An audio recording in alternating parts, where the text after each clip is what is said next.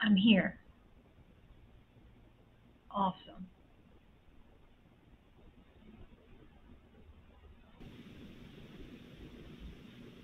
I'm here.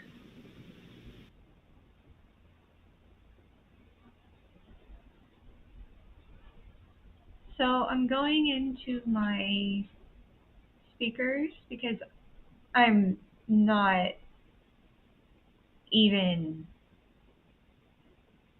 like there's absolutely no way I know what I'm doing. I don't know what I'm doing. Turning off my system sound. I've got that muted and okay, hi. I'm so sorry about how messy this is. I've never streamed before. I need to tell my friend, like, please don't. It's working.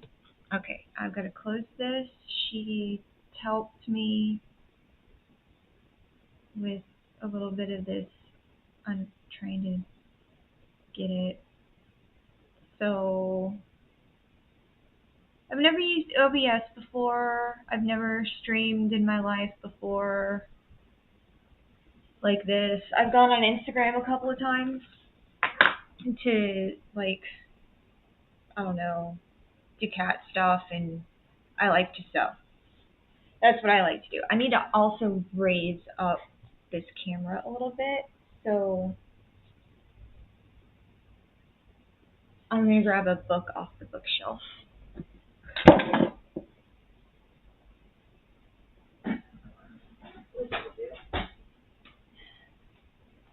Little puzzle box.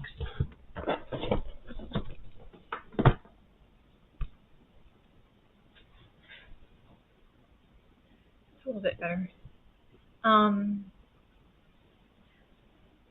like here I am all concerned about myself. I don't need to be concerned about myself. Look, I'm here. Here I am, Lou, person. I'm I'm the one doing the thing just so that you can see who I am. My little watermark down in the corner with my cat. She's uh she's the best, you know. So just all right, yeah. I think I do want it down there. I can't remember where the setting was to like hide this menu at the bottom. How do I do that? Did I just mess it up? Stream output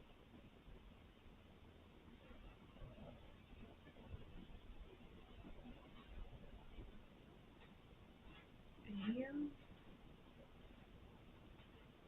Yes.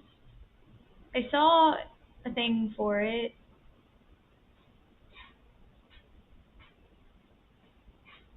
I was looking around earlier.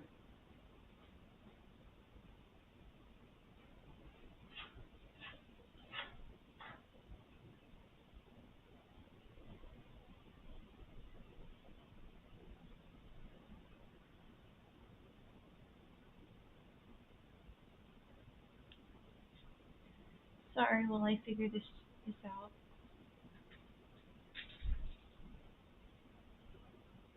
And if anybody manages to come in here and sees me struggling and is commenting, I can't see it. I'm sorry. I'm looking at this and not comments.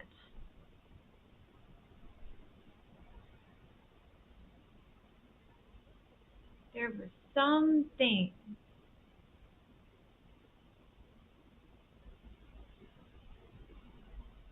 Can I can't bring that down anymore. Crap.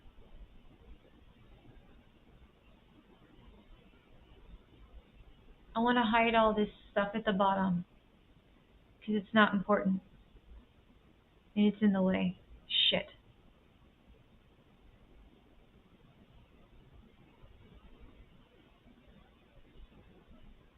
Stream bit rate is lower than recommended. Okay. So how the hell do I fix that? care.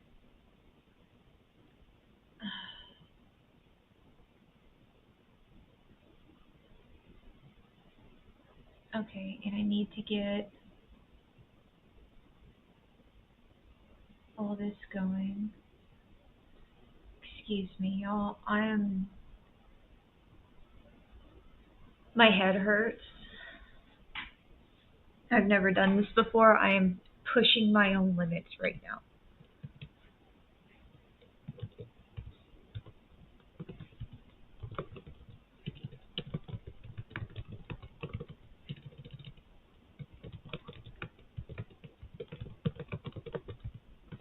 So I'm here to talk about Paula and the stuff that led up to Paula's death and things that I know about being involved with the family as family. So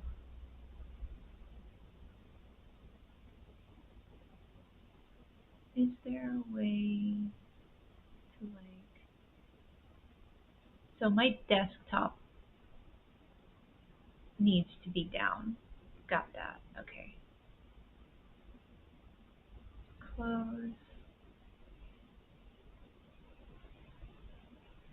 Once again, I don't remember how. Oh, cool. I can mess around with my webcam. But that's not what I need. I need to figure out how to hide all that stuff. Is that it?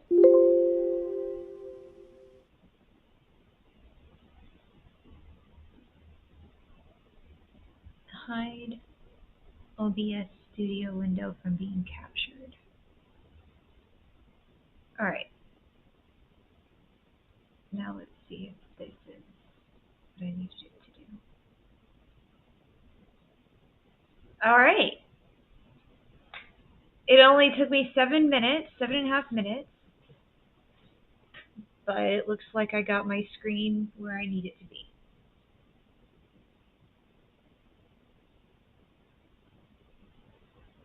So I sincerely apologize for in the future when I have to get up and like abandon the whole I'm a disabled person living with disabilities. Some days I'm more able than others, and some days I have to wee a lot. But I've also got this so that I got these yesterday. So let's see how this works.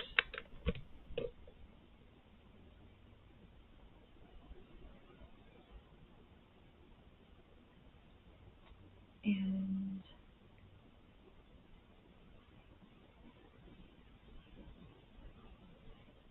okay, I want to see if my stream is picking up the right sound.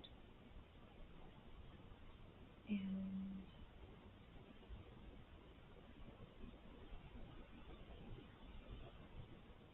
okay, words, blah blah blah. Know me. Picking up the right sound. How is this audio?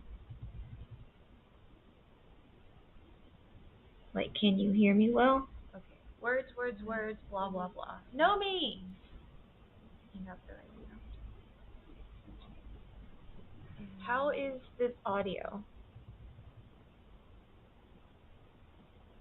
Like, can you hear me well? Okay. Words, blah blah blah.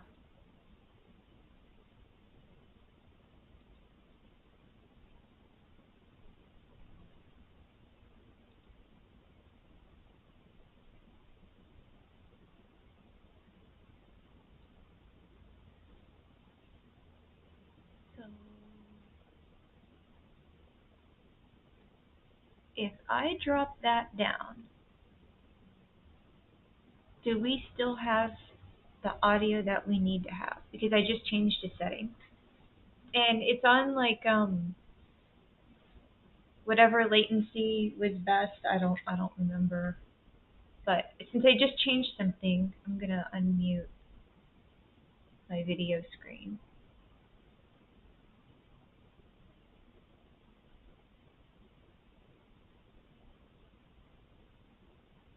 Okay.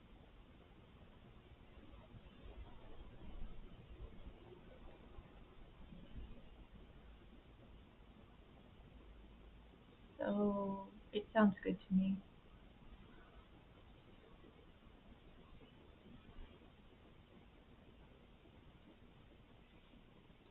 Okay, okay, okay. So Dave gave me permission to share all of this. Confirm. And alright, I need to go to Paula's page. My brain is skipping around right now. I need to make sure that whatever I play on the video screen, that um, the audio goes through. Because I've tried muting my desktop from like me hearing it, but so Dave's Dave's got a little kiddo right now. I'm trying to go back into Paula's posting history. I'm sorry if there's things going on in like chat. Okay, yeah. Oh yeah. All right. I wanted to play this. This was 3 days ago when he posted it. And this is Dave posting on behalf of his mom's profile. He says, "This was right before I came home and took possession of Mama's house. Somebody in Harlingen needs to post all this shit on Nextdoor since I'm already a star. Let them MFers know I'm a foul mouth bleep who is also right. I'm not the one in jail. Ellen is. So smart. She's telling my attorney to get a power of attorney in the video. Hello, McFly. She is the attorney, hence the power. Last check Mom wrote was to our attorney to change her will. Her friends, not me, finally convinced her, oh, okay, to handle Ellen. Dave said, look, we'll give her $4,000. That way she can't say she was cut out. That's a lot of money to 85% of the population. We set up a trust with the other half for Wolfie. Her exact words, she said, David, I love that. Be hard for Ellen. I want to get an effing dime when she gets 10 years minimum. Okay, some of his language is very casual as Dave speak. And he says, I'd let the DA give her 10. It's an aggravated crime, which means she gets minimum of 5. I'd have every one of you write a letter to the parole board. She'd do 7 or 8.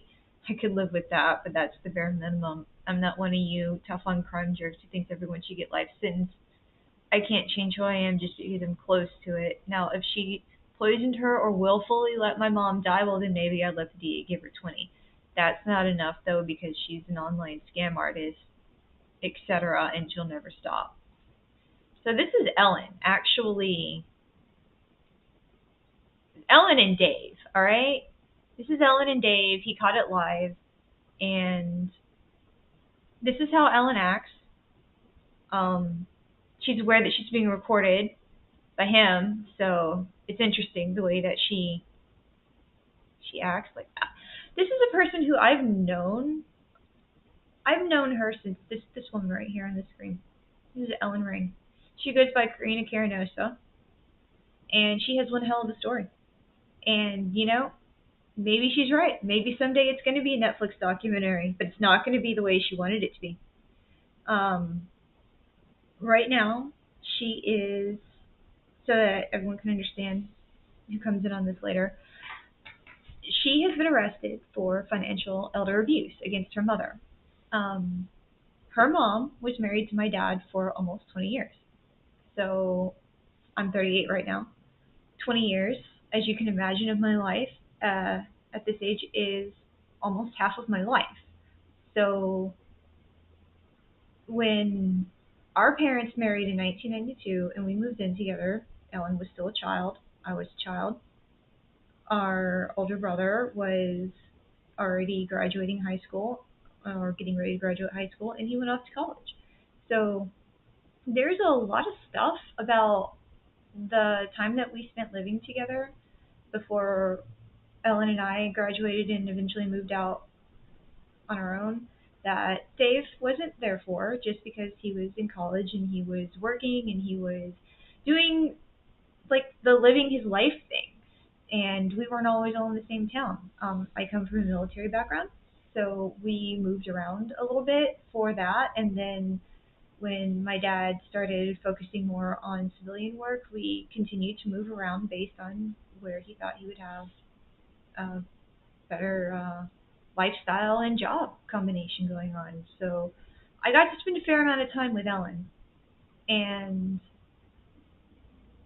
I'm not exactly looking forward to talking about it, but I'm going to because I think it's important. Because I think people need to understand what's happening here. This woman has gone on the internet pretending to be a healer, a spiritual healer, a faith healer, a nutritionist. She's self proclaimed to be all kinds of things. Now, I am doing some digging to find out what she's licensed for. And I would like to know if she's ever gone to school for therapy, psychology, counseling, or any of the human health interests. I haven't found anything outright. And when she was going to school, pardon me, in East Texas when she was in college, I don't even know what she majored in. It might have been business. I know that she did some music when she was younger in high school. You know, she was a very talented musician. I remember she was good on saxophone. You know, there you go, Ellen. I said something nice about you. There you go. So let's Ellen speak for herself a little bit here, and I will continue to unravel this yarn as we go along.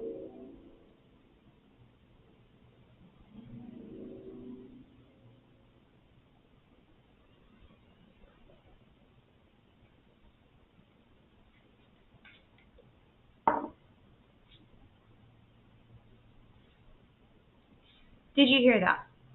Ellen is just saying she had a notarized power of attorney. Let's back that up.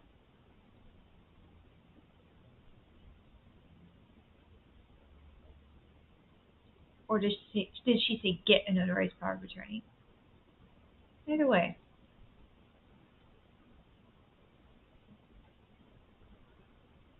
Okay. Go through legal channels, which he did.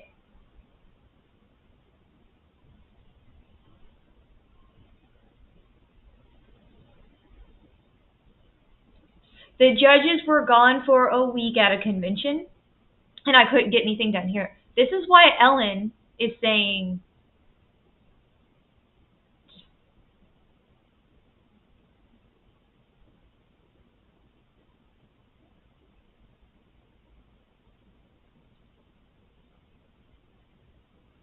Ellen's logic that Dave is allowed to sit in front of his mom's house on a public street is that the judges were out of town for a convention. They were busy. Not that Dave was doing something completely legal. I know this.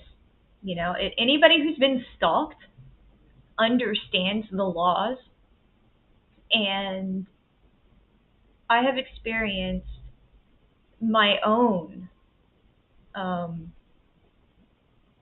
moments where somebody was extremely interested in what I was doing or felt a certain way and wanted to be near for whatever reason.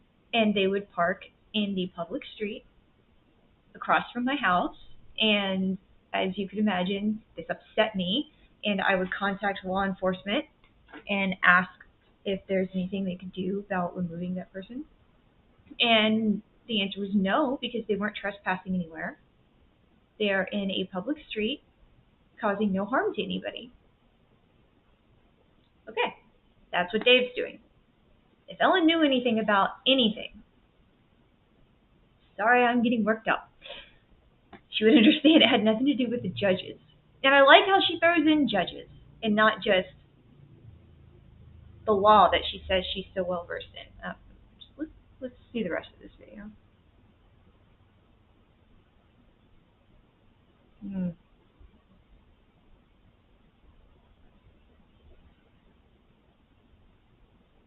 And that's it. That's it. That's it. Okay. I wanted to play this because it's hilarious to me the way Ellen has brushed everything off. Everything is out of her control or it's someone else's fault. And, I don't even know how long YouTube's going to let me do this. Like, is there a limit to how long I can stream? And Nomi, thank you. Be in and out all you want. I'm doing this for posterity, you know? I am here, I'm here to be, it's so cute. I cannot believe that her mom, his mom, but alright, like, I'm not trying healing with Karina Caranosa. My God, look at that. Look at that. Her recovery space. All disease is a placebo. Yeah, we're going to go over to her YouTube channel here in a minute. And we are going to fair use commentary the hell out of what she had said. Yeah, see. He's been sharing it. Everyone has been sharing it. Fictitious charity foundation with the same address. Yeah, see, I went and I took screenshots of everything I could find on the internet regarding Ellen's charity foundation. And I am looking for. Oh, there's her mugshot. Yeah. Oh yeah. That was a good day. Um, Paula made a post. I took a screenshot of it, but I want you to see it here live on her page. Oh yeah, yeah, yeah. This is awful, y'all. That's what her daughter did to her. Her daughter, her child. Ellen killed her mom, whether it was indirect through neglect. It is my opinion that Ellen's actions and interactions with her mother are what led to her death. Look at that. She was happy. She was happy without Ellen. That's a wonderful picture of her. I've never seen her in that dress. That must have been new. She had to get new stuff because when I was growing up, Paula was always very I don't know. She had some weight on her. She had a good amount of weight on her, and here we are. She's in the hospital now.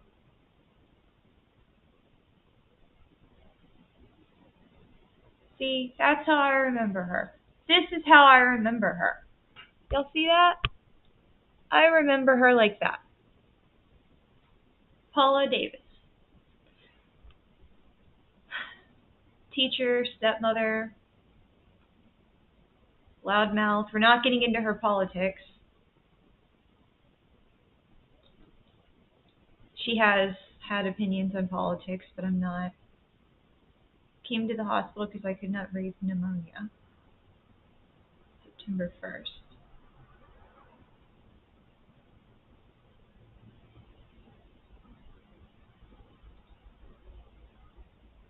This is the one I was looking for. September 2nd, 2023, 8 o'clock in the morning. In the hospital, have phone issues. Night before last, I started eating. I think it has a lot to do with Nurse John. He may have saved my life as surely as he had a defibrillator. I ate large portions of 3 meals yesterday and had cookies and juice twice last night, one time at 2 a.m. Nothing is making sick. This is now a mental health issue because my daughter has driven me into a depression I did not even know I had. The more physically weaker I got, the more emotional abuse and physical neglect I suffered. Authorities are now fully involved and my son is stepping up. Need your prayers and support. Getting old is not for sissies. I think this is really important. when she says, "My daughter has driven me to a depression I did not even know I had. The more physically weaker I got, the more emotional abuse and physical neglect I suffered." That that alone says everything here, okay? Right before Paula died, she fully recognized that her daughter was actually treating her worse as she got worse, you know? Sorry about the mic. Um, I have ticks and I touch my face and hair a lot, and I'm not used to being seen on the internet like this. Like, this is me. I'm not putting on makeup. I'm not doing my hair. This isn't even about me, but I'm going to make mistakes, so I'm sorry about all of the little technical issues. But I understand what Paula is saying here because I've lived with them. When she says that the more physically weaker she got, the more emotional abuse and physical neglect she suffered, that ties in to these text messages. Now let's go in. I told y'all I've been busy. If you talked to me in the last week, you would know that I have dedicated my life to this. Now, it's all scattered. My eyes are blurry. I'm having a real hard time. But I'm doing it. Okay, I'm here. This is what I'm looking for. When Paula says physical neglect, emotional abuse, look at this. Ellen Ringdaughter. This is what Ellen said to her. "It's impressive how full of shit you are, Paula. Helping you was such a fucking drain. Don't ever act like you're fucking doing me some huge favor. It always comes with a massively ungrateful cost. I'm glad your girlfriend held her things and didn't clean the kitchen. Anyone who tithes an inch, you take a mile. Drink your water and go eat some crackers then." Ellen sent all of that to her mom. And then Paula says, "I did eat a bunch of the beans." Her daughter is cussing at her. And she's saying, "I did eat the beans." And then Ellen goes on to say, "I'd say you're welcome, but I won't lie." That's what she was going to say. "I won't lie to you."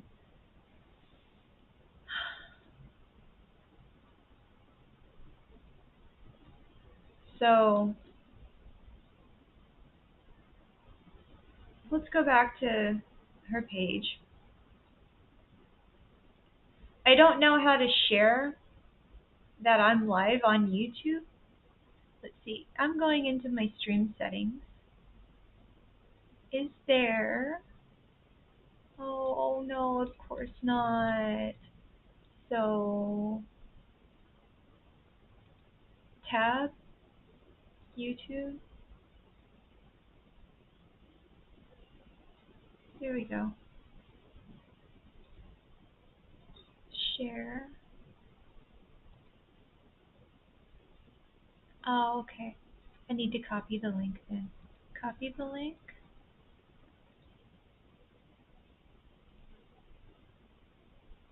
Oh yeah, everybody, we are so struggling. We are struggling. Live on the internet. So, I'm not trying to dox you guys, but everybody here being seen on my page, we are part of this whole investigative thing. So I really don't want to go back into Paula's Facebook right now because she's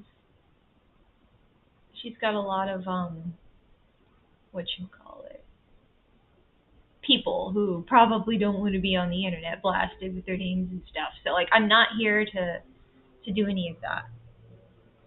I'm just here to make sure the information gets out.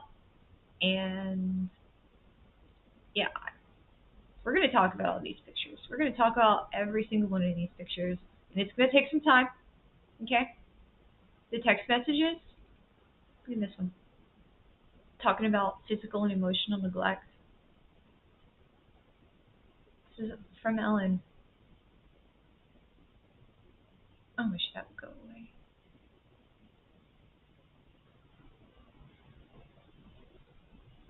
There we go. By the way, your friend Linda from Thanksgiving, she told me so and so does such and such, and that they all went to Mexico. And, oh, this okay. This is about the violence. So Ellen's just going on a rant. I'm going to tell you. This is about the day Ellen attacked her mom with a shoe. This is referenced in private text messages between Dave and Ellen and some voice messaging. Dave sent me copies of this stuff, okay? He wants it out there. Texas is a one-party consent state, and everything that Dave has collected that he wants out there between them, I feel comfortable sharing. But if I don't feel comfortable sharing something, I won't. Now, I'm not going to put all of the text messages on the internet right now because law enforcement is looking into it. They're doing something. They have everything off of her phone. So I don't think they would like it if Dave and I were over here sharing everything that's on the cell phone because there's information in there that's going to be really useful. But in reference to the physical violence, it starts to get real interesting here. I'm so sorry this is happening, but y'all need to get real to heal. Recall that I told you I realized the times before, plural, times before. Like with the shoe, that I had taken Xanax, which is known to cause major problems. I vowed never to do it again and instead take non-narcotic tranquilizer. Times. So there's probably events when Ellen attacked people while she was on Xanax and she is aware of it. She may have attacked her mom more than once. She may have attacked her in more of the ways that she attacked me, where there wasn't a bunch of blood, so there was nothing to document except some hurt feelings and bruises that nobody could see. Ellen. So I wonder how many times it took before it got to the shoe. Ellen is saying that she wants family counseling and she wants to leave her mom with them. I hope you get well in there, having people with the bandwidth who are dedicated and paid to care for you. Now, this is part of a longer message that Dave showed me. It's a very long message. He had to do like a copy and paste so that I could see the entirety of the message because it would have been multiple screenshots. And my God, it's nasty. I have it on my phone. Excuse me. I would like to see if I can pull it up. Oh, my best friend. Oh, yay, she's doing good stuff. So,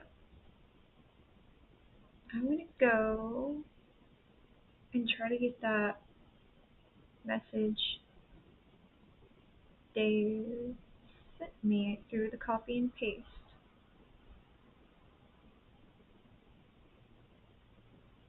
And while I'm doing this, I would just like to apologize once again for being such a novice.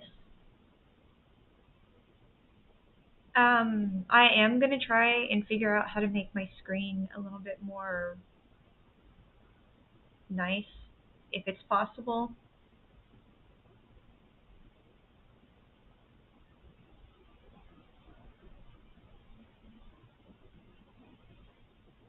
Okay, this is something Dave sent me. It's a message that he sent to Ellen in response to the things that she was saying. And he says, "You're still threatening me with police. I'm done. I don't want a confrontation. I'm done with feelings of hate, violence, betrayal, and God only knows what else. The fact is, none of this." What? Oh, yeah. The fact that none of this is your fault. I think he's saying that in an accusatory way. The first voice text basically said you had to beat a mother to act her right. But once you beat her, she acted right. There is no hope of any relationship if you can't see that beating your mother is wrong, and I'm done with that mentality.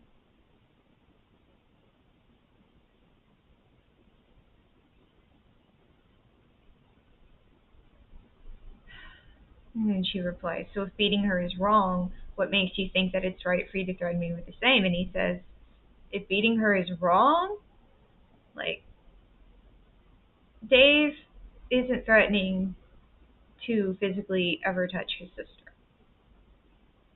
He is saying she's going to go to jail for what she did to their mom." I have a lot of voice messages too that were sent. Like,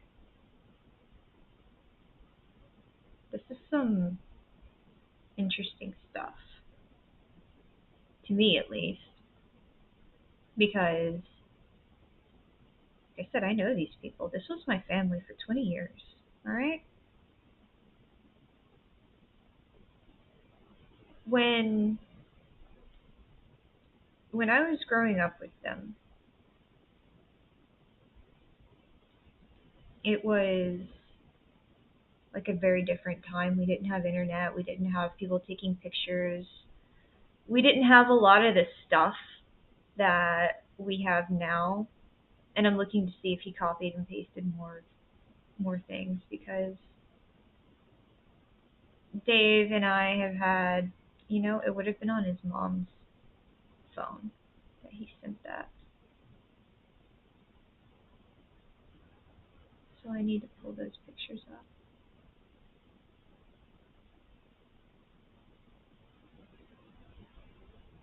Okay.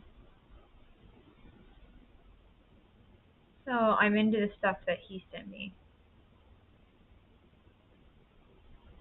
This is what Ellen sent to her mom.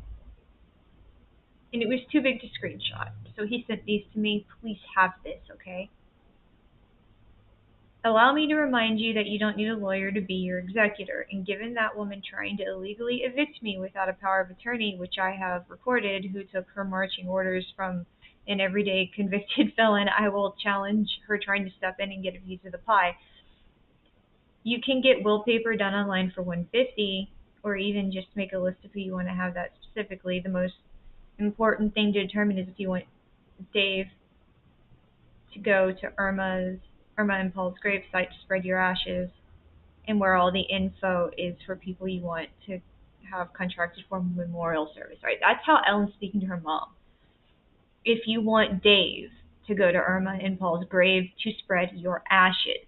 She was planning to have her cremated before she was even dead.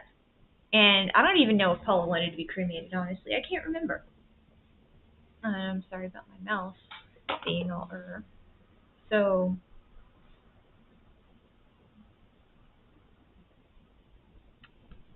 let's just get ready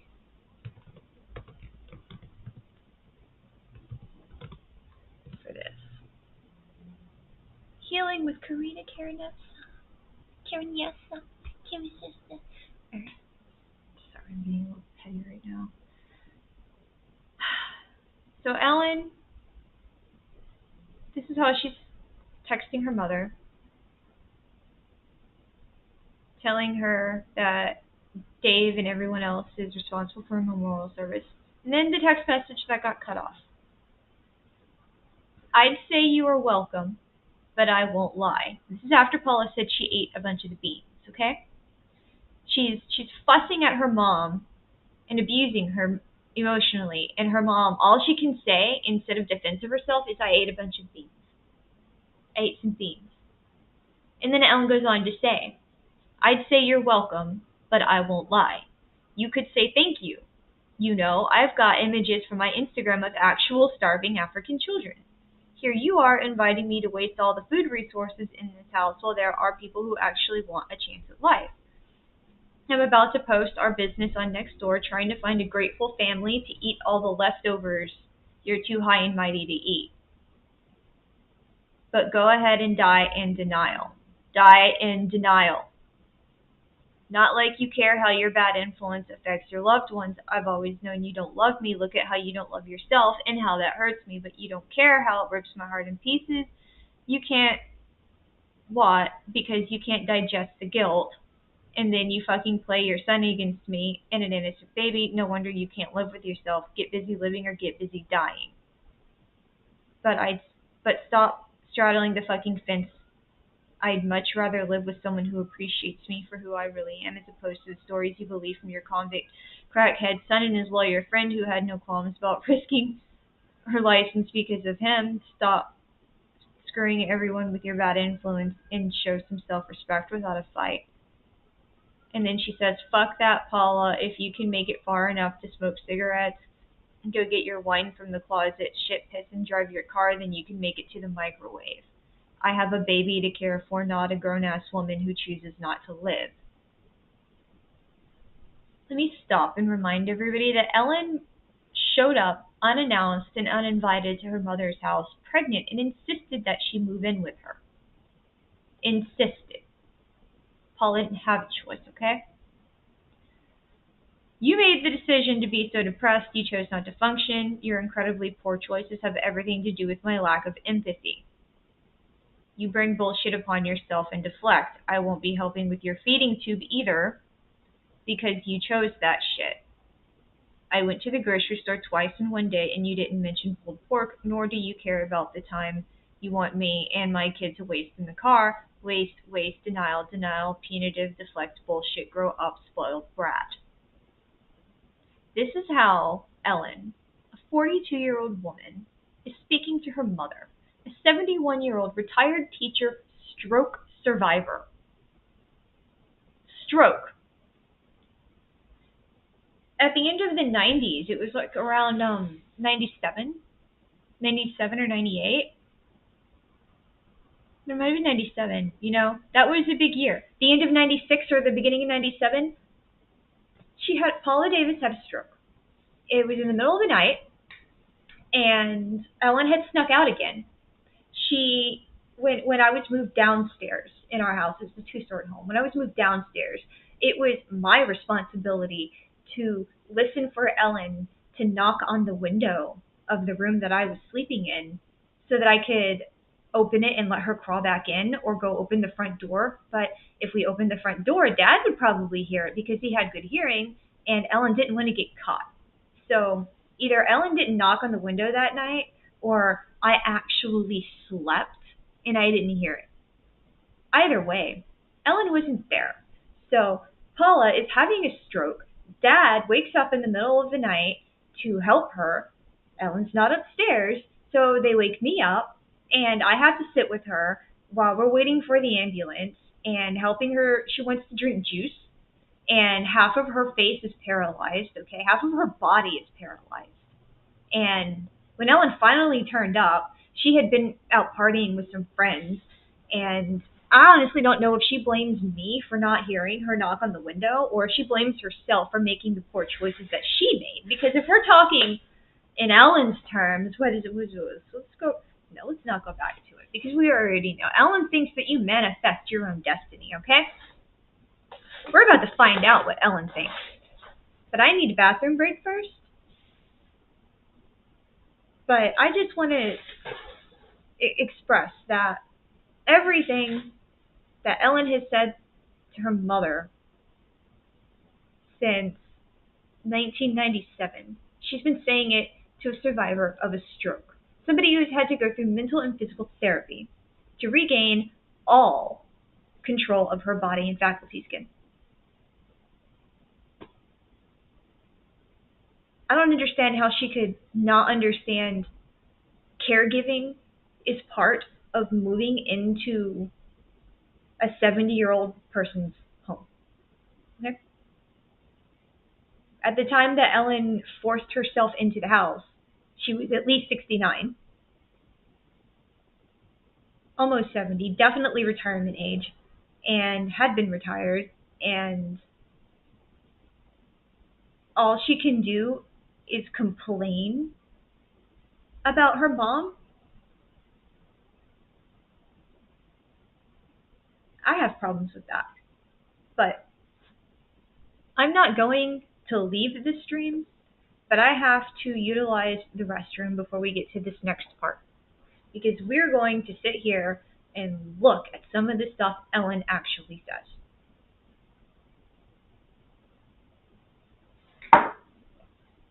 So if you will excuse me.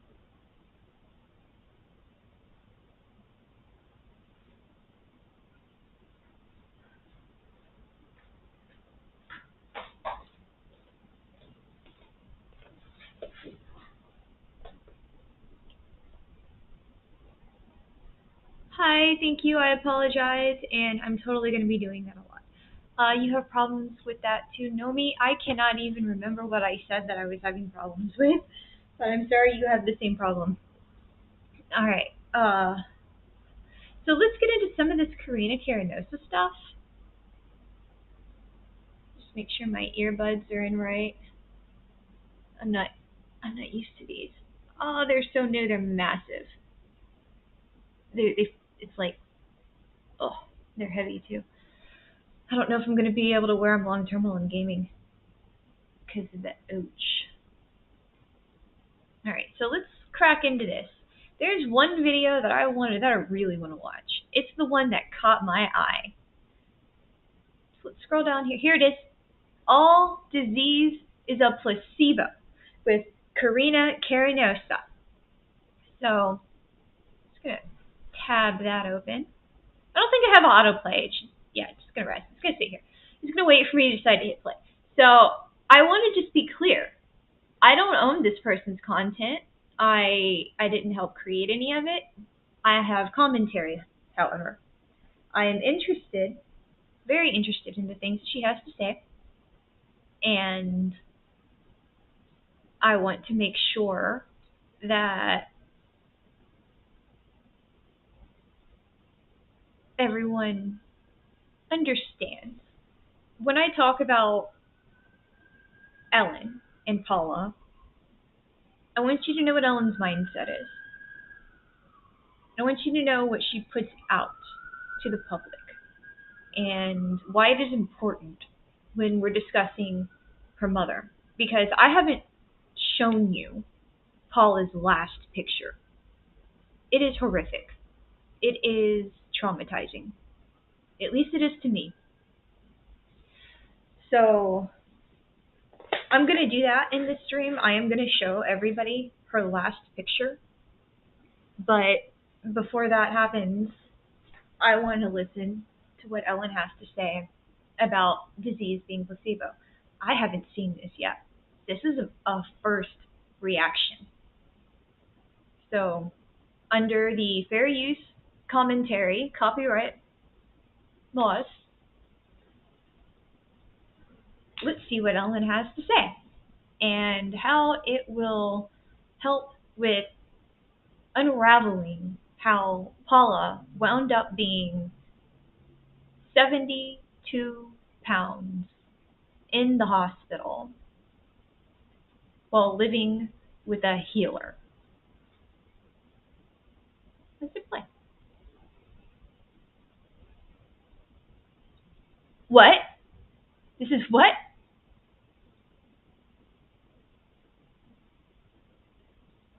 Karina, I can't do it. Fuck it. Play.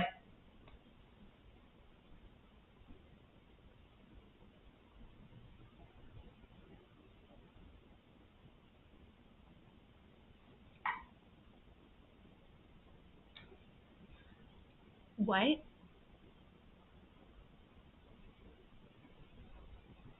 It's all placebo?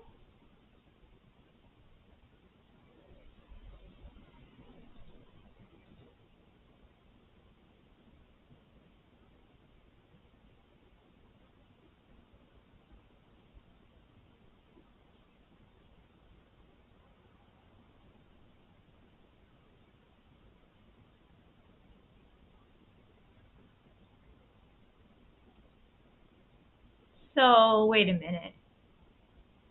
All of our disease in our body is a reflection of our mental state.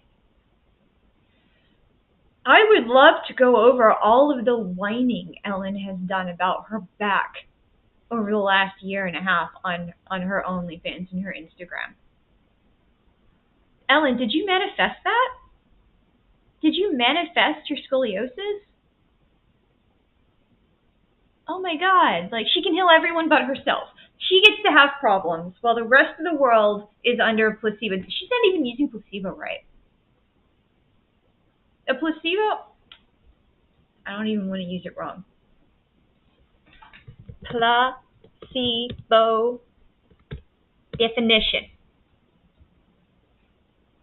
A harmless pill, medicine, or procedure prescribed more for the psychological benefit to the patient than for any physiological effect.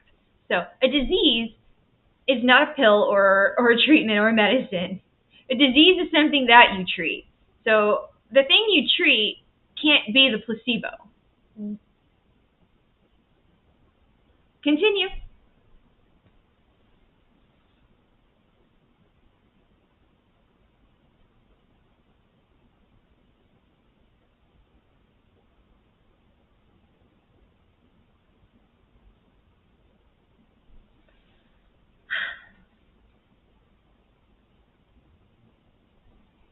Food.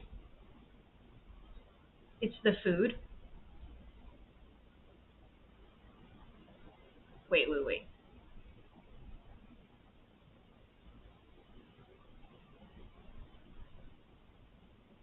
Oh, if you're unaware. Ellen, are you unaware? I think she's unaware.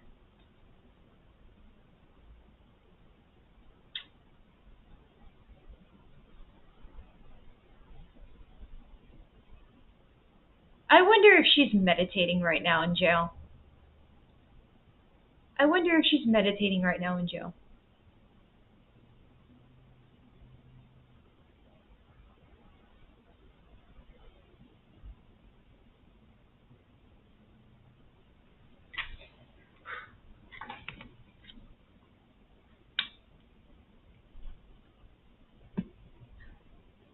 $5 years?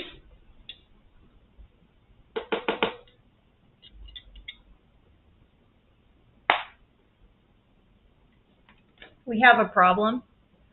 All the religions have been corrupted, and we have a problem. Oh, we have problems. There are problems. You know, I'm I'm in the state of California. Just gonna make that clear. I'm not gonna talk anymore about where I am in California because I don't want to do that to myself on the internet here. I'm also not as concerned about my identity because as a relative, obviously things are going to happen in regards to figuring out who's who in this story. Not really worried about that. So I just want everybody to, while I stop and do this, let's recognize that there are grown-up people who do grown-up things that are only for grown-ups, and that some of these grown-ups are not trying to violate any kinds of service terms or whatever. Due to my chronic illness, I have fibromyalgia, and it sucks, and I've been trying to nail down a proper medication regimen for that. Yesterday I got I got the pleasure of shampooing my carpet in the master bedroom. It was very physical, stressful thing, and I'm actually surprised I didn't wake up with a migraine today. So I'm going to continue to do the things that I need to do to make sure my nerve is okay.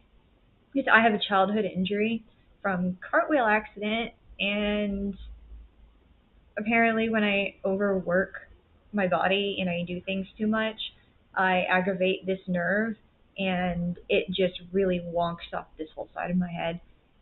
So I have to take care of it. I have to take it easy. I probably shouldn't even be doing this right now, but I wanted to be live last week. But getting myself to figure out how to put it all together is really stressful because I've never done it before.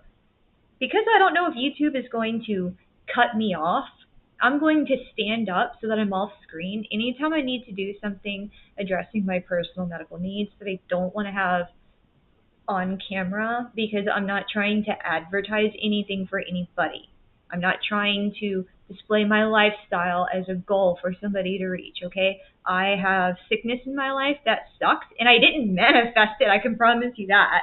But I do have to take care of it, and because I'm putting myself on the internet in a time when I would normally be managing my self-care, I'm going to be doing both.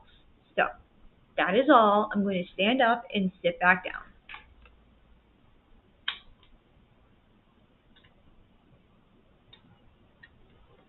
I stand up for chronic illness.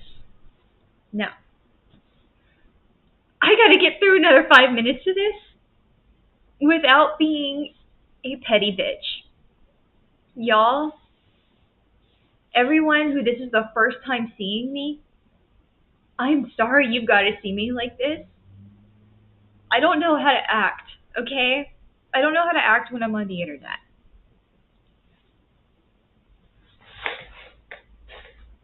Misconduct and her feelings. Feel victimized, but not are victimized. Feel victimized, but not are victimized. Let's do it again.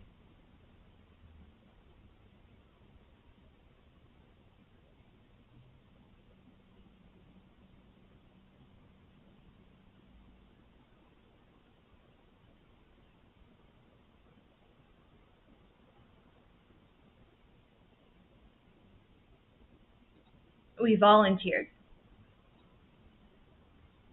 We volunteer. I didn't volunteer for shit. I was put here. Didn't ask.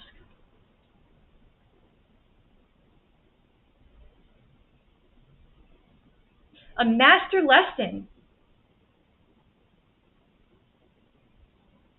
Oh, we don't? Wait, are you going to tell us why?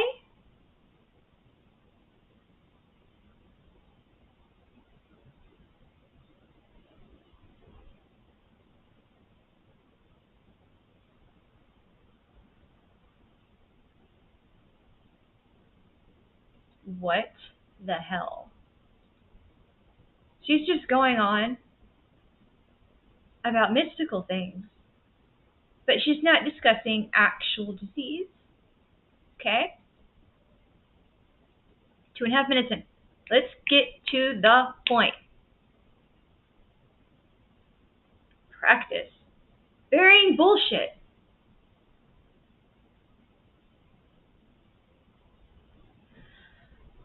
Oh my god. When did she post this? 4 years ago. 4 years ago. This was 2 years before she had a child. All right, that kid is, I believe Dave said, 16 or 17 months. He's almost 2.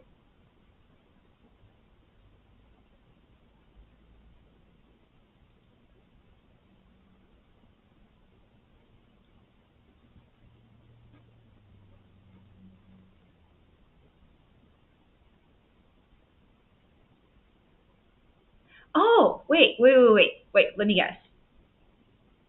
We give ourselves cancer by not going to therapy or church. Church!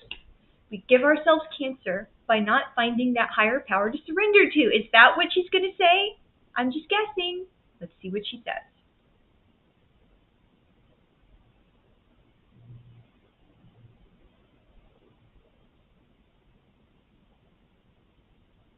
What? What?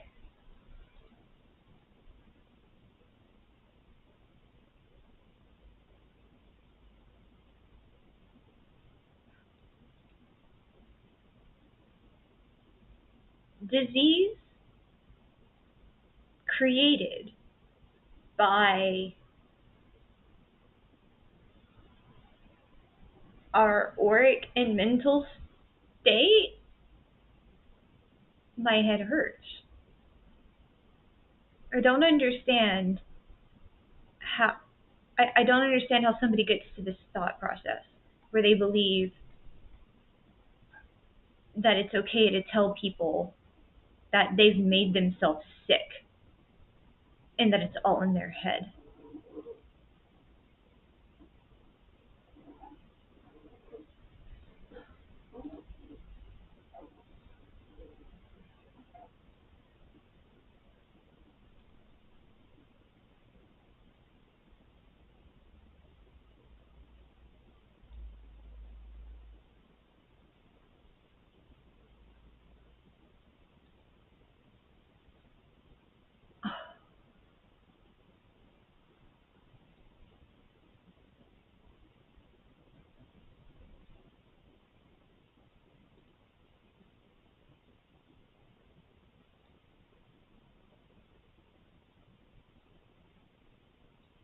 Fucking hell.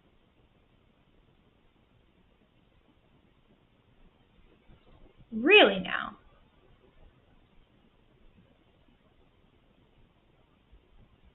There we go. Make a journal. Good job. What the fuck was she saying? What? Look, I cuss. I cuss. It's going to be real hard not to cuss when I'm listening to her.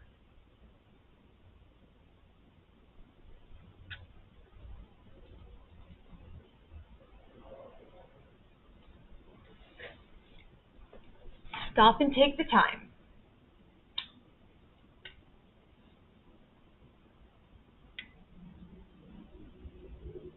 What?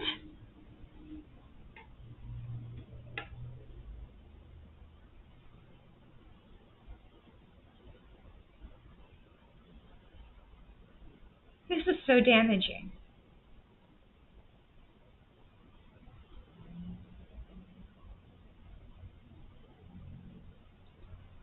It doesn't serve you to be in your own feelings, recognize them, and address them. That's what I'm hearing.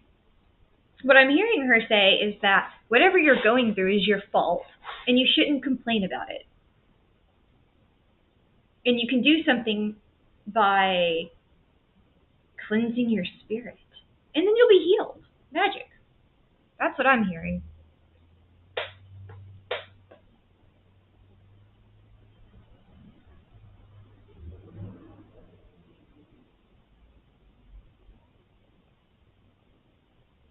Right. Valentine's Day. 86 subscribers. Only one like. She probably liked it for herself. Comments are turned off. Oh, she turned off the comments on this. That's interesting. I guess she doesn't want to hear people quoting scientific truth and facts.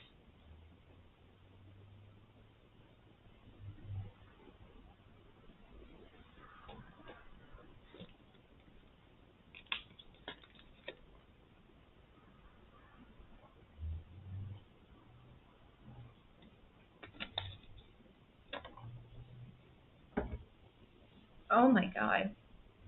Higher power. A higher power.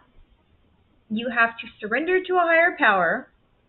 You can't figure it out on your own. That's not good enough. You have to find a higher power. And that alone will fix you. Sure.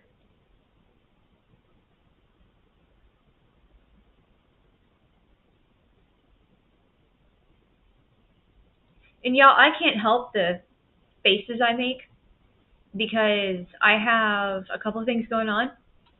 I have resting bitch face. And then I'm watching the person who used to stomp me into the carpet for an air conditioner talking about manifesting your fucking disease. And I'm having a real hard time not just going off, okay?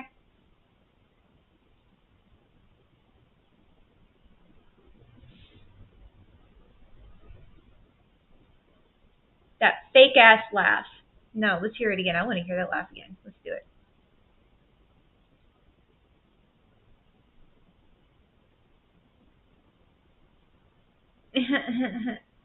That's the sound I make when I'm fucking uncomfortable.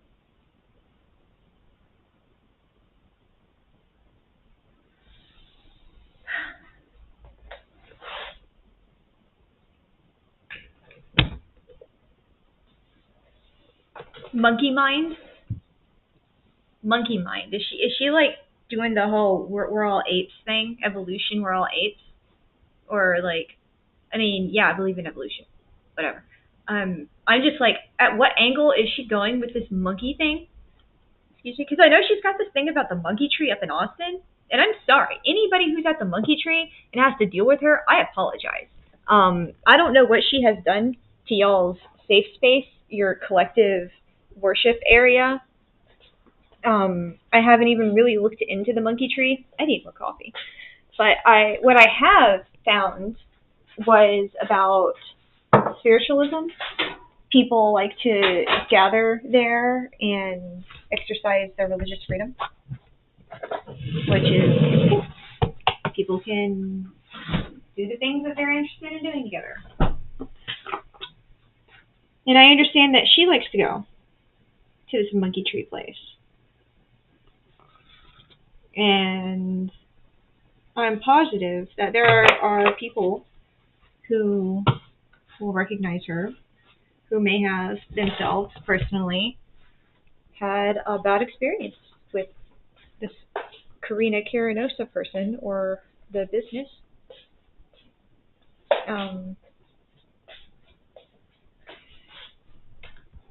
Not that it's my place to apologize for her, but I apologize. Let me get through the last minute of this video.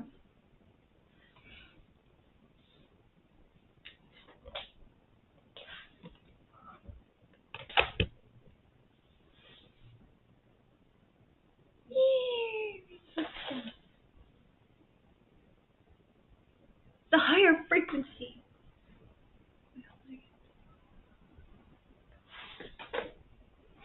Poisoning yourself. I want to talk about poisoning.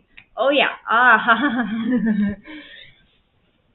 want to know what's in these proprietary herbs and supplements that Ellen makes for people. I want to know how much she's researched any of it, and I want to know if any doctor has approved their patient being on the stuff that she gives people, because she wants to network with doctors, according to her. Oh, questions. Poisoning yourself. Because my stepbrother Dave, he believes that the friends of Paula may have been onto something when they were saying that Paula might have been poisoned by Ellen. Might have. Allegedly. We don't know, okay? There are blood tests that have gone out and an autopsy that has been ordered. Um, and I'm ready to say right here, it's on the autopsy report. They've already put on, and what they're able to tell the family is Paula died of neglect. Okay? Neglect. Now, there's obviously going to be more factors that come into this later as we get the official autopsy report, which I'm going to get a copy of it and I'm going to share that shit. I really don't care how damning it might be towards Paula's own personal health, because I need for everyone to understand and like really, really get it that when you're old, when you have survived a stroke, and when you have lived your best life, and now you are at the end of that best life, where all of these consequences come together. So if you liked skydiving, if you liked drinking, if you liked smoking, if you liked to tap dance, whatever it is that you did, if you were a football player, you're going to have the the damages of this long-term activity. And each person is going to have something specific that they need to be cared for while their body is experiencing these consequences at their death. And I'm not saying consequences in a bad way, like everyone should live the cleanest, vanilla, perfect life and like live in a bubble and never experience anything. Like, go live, do whatever you want to do. But obviously, some of these things are more dangerous, and you need to consider that if you're going to do them, have end of life care. Have people who are going to be sympathetic and compassionate to what you have to do with. So in my family, there's been a lot of drinkers and smokers. We're all going to have to pay for that. I quit drinking and smoking in my 30s, but who knows? In my 70s, it may come up. That does not mean somebody should be yelled at and neglected. Period. So Ellen, who has a lifestyle of drinking and smoking, when she's old and needs care, she's going to be begging somebody to help her if she has COPD because she can't walk as far, because she gets short of breath. She's going to need somebody if she has a stroke in the next 5 or 10 years to help her wash her hair and comb it and style it. And she's going to need people to help sanitize her bathroom because she may not be coordinated, or her organs and body may not be as capable as it was when she was 40, 30, 20. Your body is different when you're 70. Scrubbing a toilet is not the same when you're 70 as it was when you're 50, okay? Maybe for some people it might be, but they may have an excellent care team that goes above and beyond to make sure that they are more preserved than the rest of us, okay? That's specialty care. I'm talking about the average Joe, all of us normal folk who can't afford it, okay? Neglect is when you refuse to provide care for a person who needs it, and you are aware that they need it, and they are naturally in a state where it's obvious that they need it, okay? Ellen obviously was aware of her mother's health condition because this is her mom. She watched her go from a music teacher and choir soloist and instructor, and she could do all kinds of things. She could play multiple instruments, I believe, and go from that to having a stroke, to needing rehab, to being able to get herself back to be able to drive a car and shower on her own and do her own hair and makeup on a regular basis and like really show up for something regularly without it being too physically strenuous on her. She fought. I was there to see some of that fight, okay? I was there taking her to rehab for some of it, sitting next to her. I would help her do her damn stretches, okay? Ellen refused to do these things. And when she was telling her no, she wasn't just saying, no, I don't have time. She was calling her ungrateful. She was saying she did this to herself.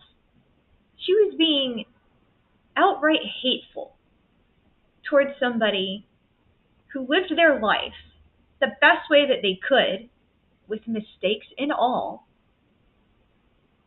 And she's just saying, oh, you're depressed and you're not eating? Well, that's your fault. I don't want to help you. Why should I help you? That's your business. And then her mom's dying, and she's saying, well, go ahead and do it. She's telling her to hurry up and die in those text messages, okay? That's disgusting. That is how she spoke to her mother. And this is what she says to everybody else. We're all making it up.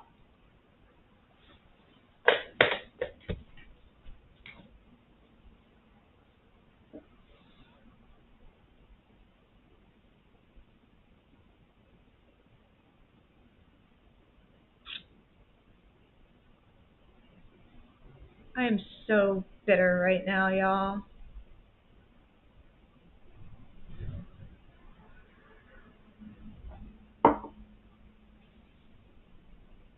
It's all what you make of it.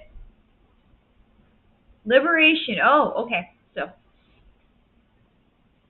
Karina Karanosa. And I cannot say her name the way that she insists on saying it. That's not possible. I can't do that. I'm also sorry if my head keeps getting cut off. I can't really see the video here, and my laptop is really low. I could get another puzzle box to put underneath this thing, and it might help. But, okay. I'm trying to think about what I want to get into next with this character. This Karina Karanosa character.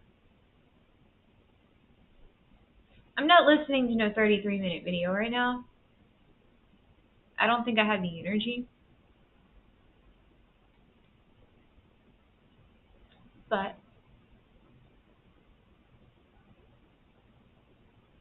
I'm going to reduce that. We don't need that definition up anymore. I'm going to pop that right there. I'm going to drop that down. We're going to see what we can do about my desktop. Making it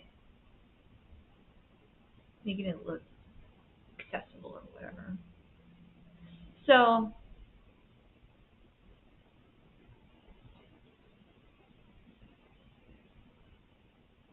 I know, I'm just sitting here not saying anything. I apologize for that. I am trying to decide what I want to dive into right now regarding Ellen. Because there's quite a few things. There's one thing that I have a really big question about. Let me see if I can open this.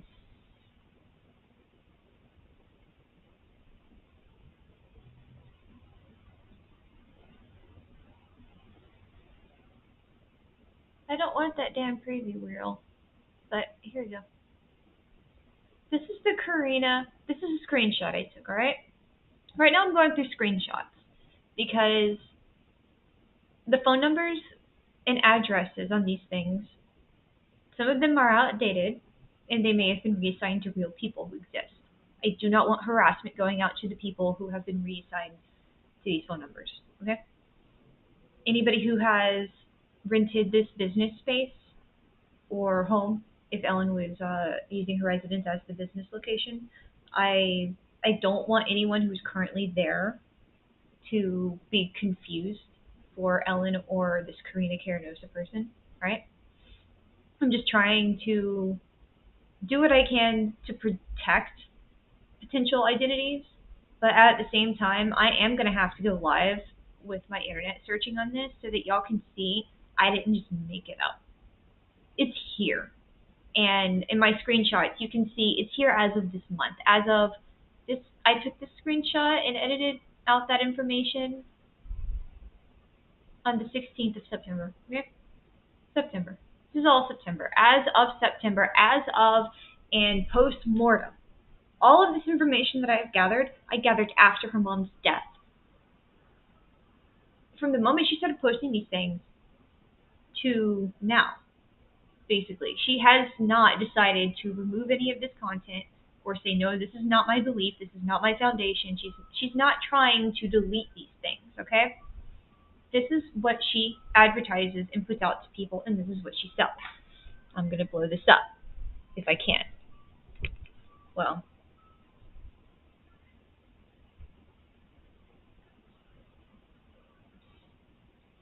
Foundation Director, Healer, VP of the Native American Church of Peace. Unicorn. And last night, in one of Dave's videos on Paula's Facebook, I found out what unicorn means. And Dave, if you're watching this later, you should have been wearing gloves when you touched that thing, okay? Don't go through her room again without gloves, because, meh. So, this is Alignable. This is one of the websites where you can post information about your business. And I've highlighted things. Here I am pointing at it like I said, I don't know how to act. This is my first time on the internet doing live streaming, and I don't know how to act. So I apologize for how completely casual this is, but I'm a real person. I am not a polished entity or whatever. Excuse me, I'm just who I am. So here in this Alignable thing, you can see I had to scroll down. So this is the top of the page, and then there I scrolled down a little bit where it says our ideal customer. Karina's vast training specializes in all manner of trauma removal. Trauma removal, okay? This is what she's saying she specializes in. She's going to go on to say more about the kind of client she wants. She actually lets you know that you are in for an abrasive and potentially abusive ride. She says, I can't highlight it.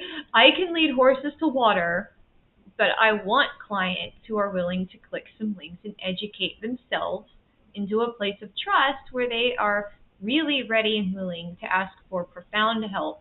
I'm not good at taking baby steps or going slow. I'm good at blasting through resistance with graceful, immediate, and permanent shifts. So she's telling you she's not just going to be in your business. She's doing it aggressively, right? And these are things she specializes in. Specializes. When you say you specialize in something, you are setting a standard for yourself that you are good at it. You have experience. Specializes in healing all manner of complex sexual traumas. Interesting. I wonder where she got credentials for that. Natural cancer healing. Fascinating. I wonder where she learned that. Where are the sources on how this became a fact for her? Okay? I need to know. Holistic tribal detox.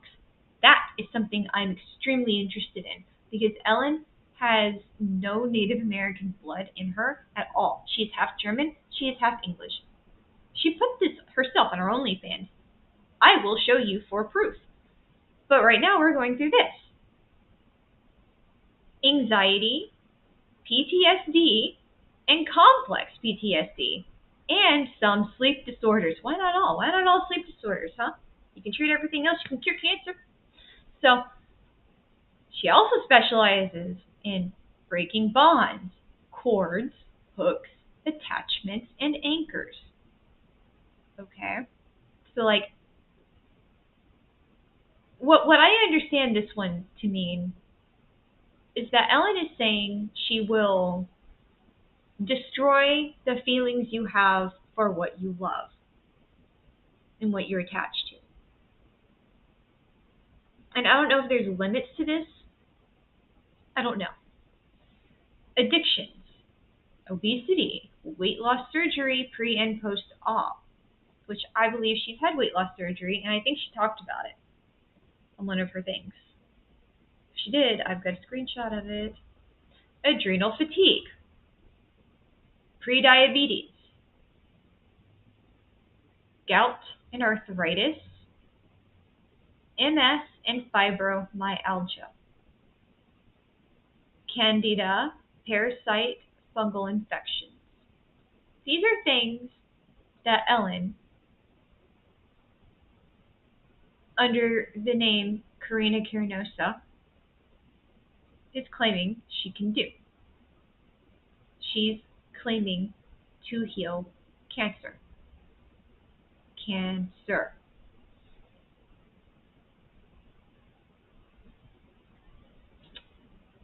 I would also like to know where she gets the authority to provide any tribal ceremony services. Tribal detox sounds very specific to me. Let's go on. We scroll down a little bit more. Same page. I couldn't do a long screen grab of the whole thing, because I'm not good at this stuff, okay? But I highlighted the stuff that was interesting. Partner types we'd like to work or share referrals with. I highlighted this one in a later thing, I think. But therapists, massage therapists, doctors, mental health services. She wants to connect with all of these people that are professional, not professional, including barbers. Barbers. About us. If you're ready to get unstuck. There's some made up testimonials.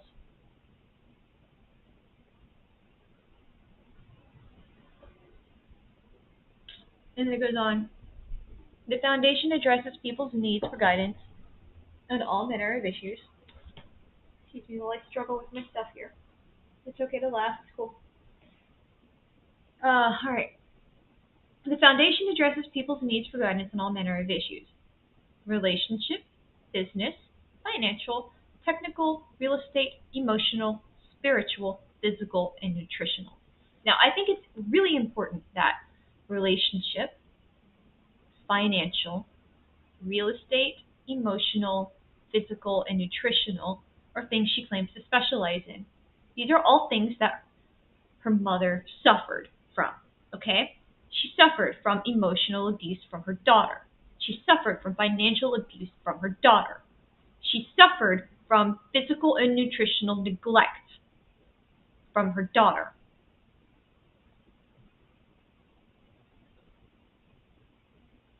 This woman's calling herself a healer. Same page. Scroll down a little bit more so you can see I highlighted these things again. Karina is, and this is my favorite part, where she describes herself. Karina is a telepathic distance Reiki master, healer, author, singer, paranormal psychologist, shaman, all-faith ordained minister, doctor of divination, doctor of metaphysics, vice president of the Native American Church of Peace, published author, nutritionist, life coach, counselor, public speaker, sex therapist, and perpetual full-time student. Looks like the only thing she hasn't appropriated yet is acupuncture and Ayurveda.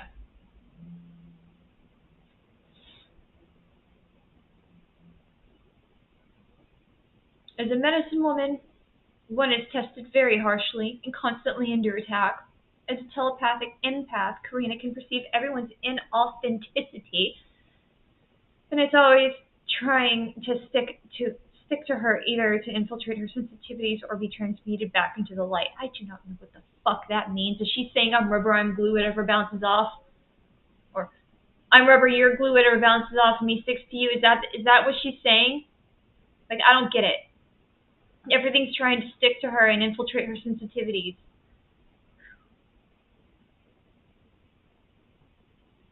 See, I don't have friends that act like this. I don't know anybody who believes in this stuff. Like, when I was in high school, I got into palmistry a little bit.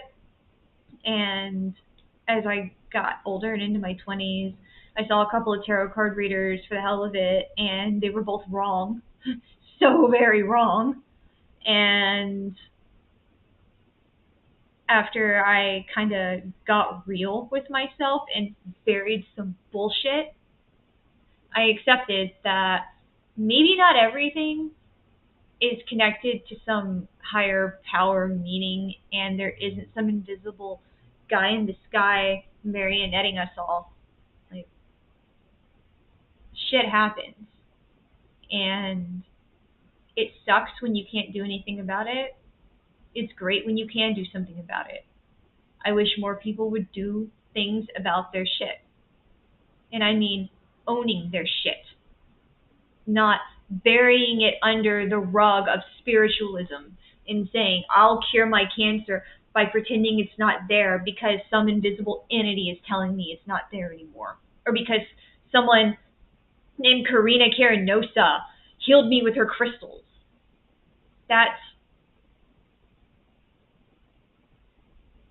This is targeting people who are at their own rock bottom and they have tried everything and feel desperate.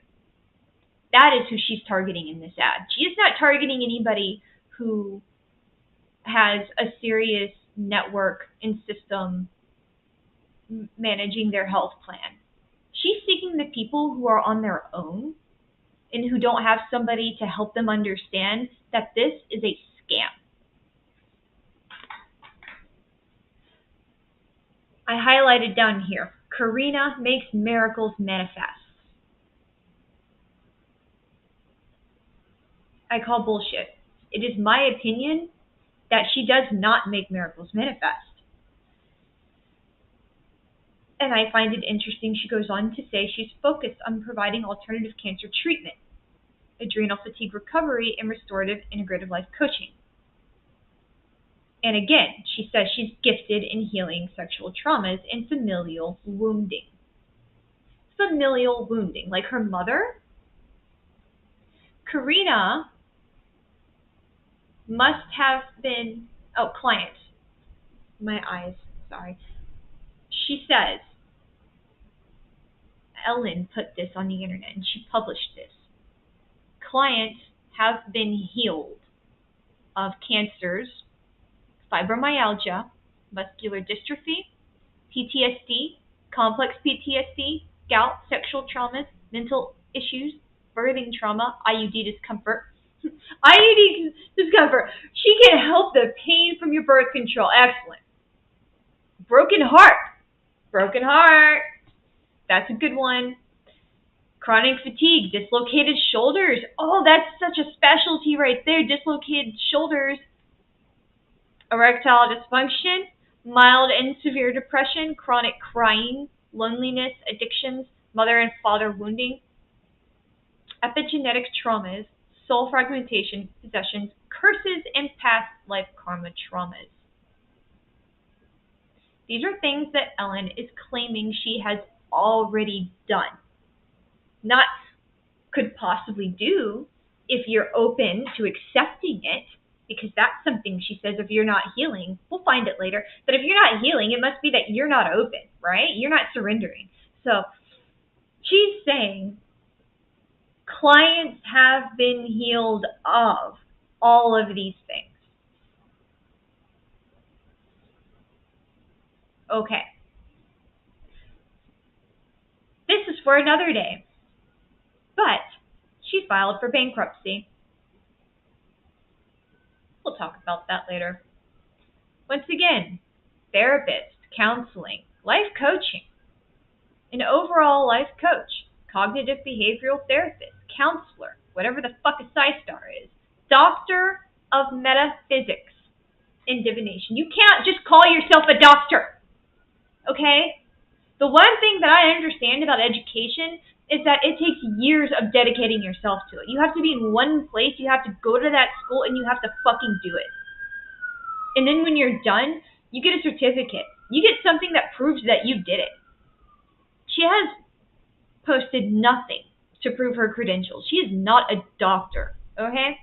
She's on here calling herself a doctor of metaphysics. I also looked into it. We'll look into it, what it takes to be a sex therapist. Because you can't just call yourself a sex therapist. I want everyone to know that. You cannot just say that you are a sex therapist. If you are offering sex therapy in any of your businesses, you have to have a specific license. And then you have to follow a specific set of rules. This includes not touching your clients. You don't have sex with them to cure them, okay? Ellen doesn't seem to understand that. When she published this, she was trying to build a Native American church. Now, when I Googled that church, excuse me, my eyes are fuzzy, I did not find anything about the church beyond a Facebook page. I went through the Native American website for the historical, religious, and artistic preservations, the NAC, and there's no evidence of her church on that website. They have all of them listed in every state.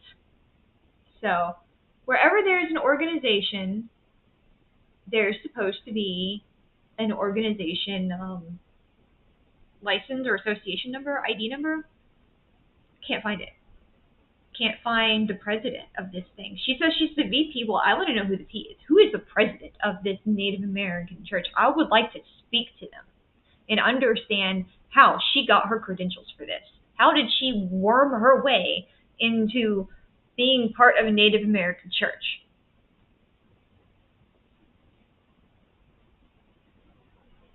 She calls herself a shaman. She says she works with ancestral medicines. This goes back to my questions about her being involved with a Native American church. Now, I understand that there are Native American churches that are actually called churches that are for the purpose of utilizing certain herbs and natural things to have spiritual journeys. I'm not educated on all of that. I'm not even going to pretend like I know what it's all about. But I recently found out that there is something that is called a church through tribal communities of doing this specific ceremonial thing that I'm butchering the definition of right now, and I'm so sorry. I'm not trying to be insensitive. I'm not sure if you need to have your genealogy connect you to your tribes before you can participate in one of these churches, or if you can become like an honorary member for some sort of deeds or services. If you can like build your reputation in a community and then become honorary and allowed to learn about and then practice and distribute ancestral ceremony and medicines. Like I'm seriously, I have no idea if you have to be Native American or in a tribe currently able to prove your family and history and all of that, or if they do take outsiders like legitimate American, German, white people that are not. Like our family came from Europe, but we'll take you because you did something cool. Like I literally do not know. So I'm sorry, and I'm going over and over talking about the same shit that I don't know about. I'm sorry. But I want to know how she got permission for this. Who said you are allowed to perform these ceremonies and distribute them to people? Because she's not going to use discretion. She's not going to make sure that people going on these journeys are doing them for the right reasons. This is a money thing. So, how? Once again, just how? She calls herself a holistic doctor. Doctor of the future. But the fact that she uses doctor,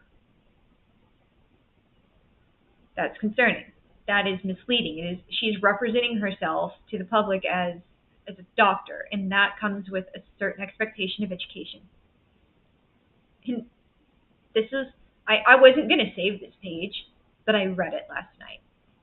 And it says, if you've got stage 4 cancer and are willing to go the alternative route, I would love to skip down that path with you. She loves healing cancer patients.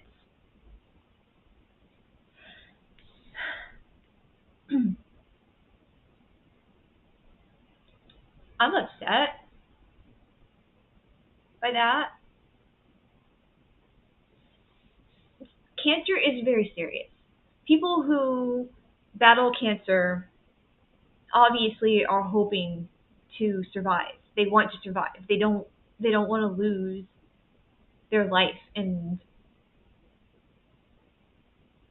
it can be a very difficult time when you're not sure how it's going to come out. And then if you find out you have end stage cancer or something just unfixable, then I can see going to the internet and asking, is there anything left I could try? And I cannot imagine being in that point in my life and stumbling upon this shit. I've never been so desperate to look at an ad that's worded like this or that even has any of this shit in it.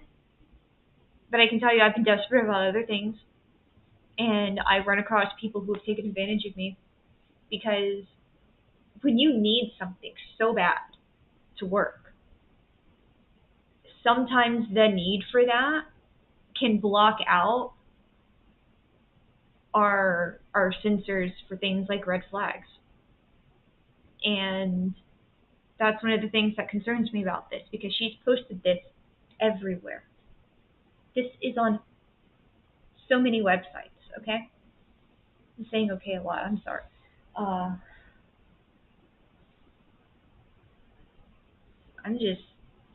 I've been taking screenshots and highlighting and not even, like, I've been in a disassociated state while doing this, because having to see all of the crap she says, and there it is, not highlighted. I should move that to this folder.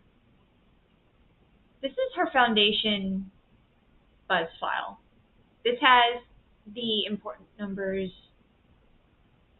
or one of them has really important numbers on it. One of them's got the EIN on it. So the Karina Carinosa Foundation also operates under the name Healing with Karina Carinosa. She or somebody has updated the information to reflect that it operates in Harlingen, Texas. I'm not sure where she founded it, but I've seen a lot of addresses and information connecting it to Austin. So she could have been in Panama for all I know, and then came here with it.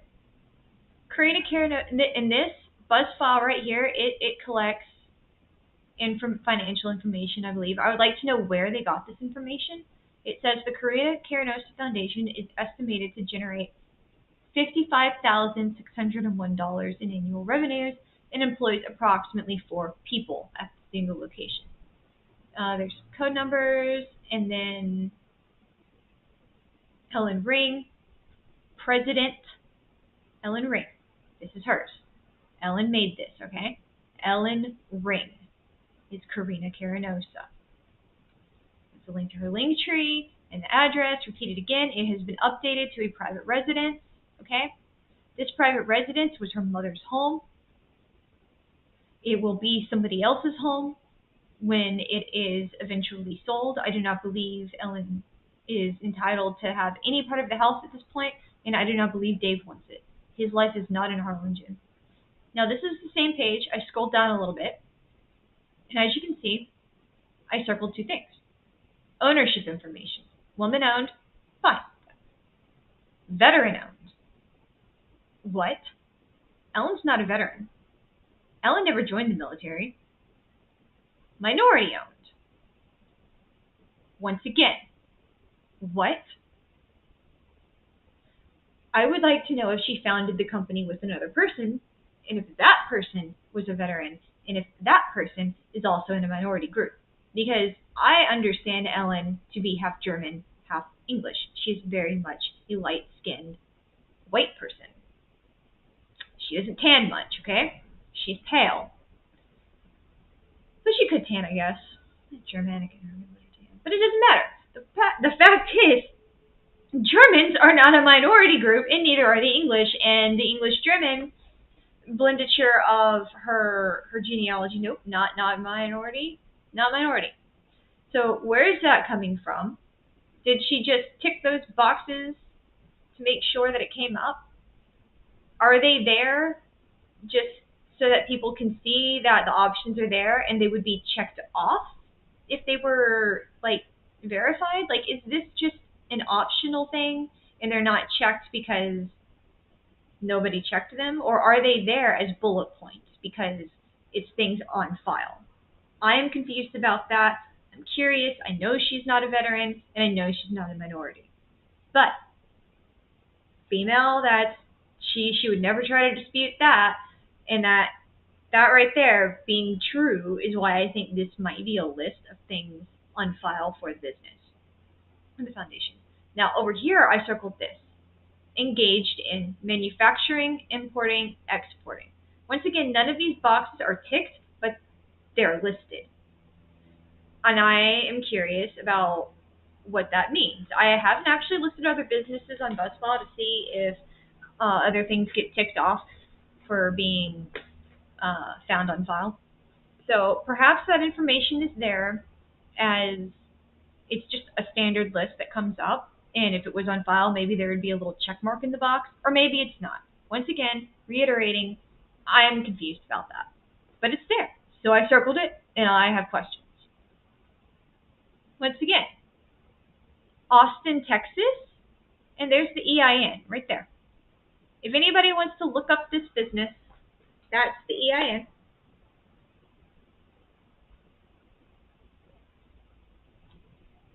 It was approved in 2018 to be a nonprofit. Is her LinkedIn? Oh, good. We made it to her LinkedIn. University of North Texas. I don't know when she went there. I know she went to TJC or UT Tyler. And I think she started at SFA. And she got kicked out there. Or maybe she started... I honestly don't remember where she first went to college. Because I was on Ritalin. And I was really out of it and not in my head for some things after we moved from Nacogdoches to Tyler. I remember Ellen didn't come with us, and it's because she went to college. So she either moved to the campus in Tyler in dormitory life, or she stayed behind in Nacogdoches, and then that didn't work out, and then she ended up in Tyler and going to school there. Like I said, I'm fuzzy on that. I just remember she wasn't living in the house at first. And then things went wrong at school and she came back. So we're going to talk about her LinkedIn. But I'm going to check I'm going to check this stream page. Because one, I want to make sure that I'm still here online. Yes, I am. And chat is there. Okay. And I really can't tell how many people are here, or how long people, or how, I can't tell anything. I don't know what's going on. It's okay. Don't worry about me. I've never done this before, so I'm easily confused. I'm so easily confused. Excuse me. But I've also got to do that thing where I got a potty. I have a weak bladder. I'm sorry. I'm 38, y'all. I'm 38. I had a hysterectomy when I was in my 20s because of things. And, when I drink liquid, gotta pay the water bill, Whew.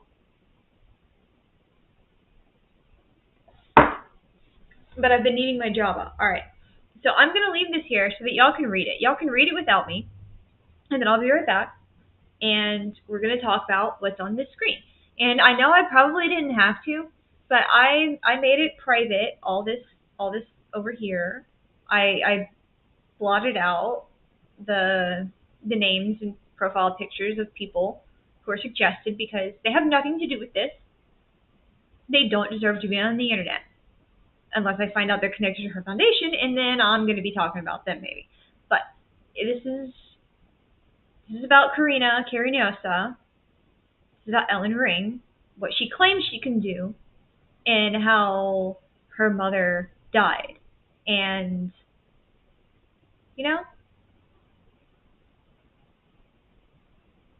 I'm trying to decide when I should show that picture of Paula because I want people to understand. Like I almost made it my thumbnail for this thing, but I believe it to be graphic and I don't want it to get flagged and taken down. So I'm going to show you when I get back. I'll show you because I think it matters. But yeah, I got to go do the thing.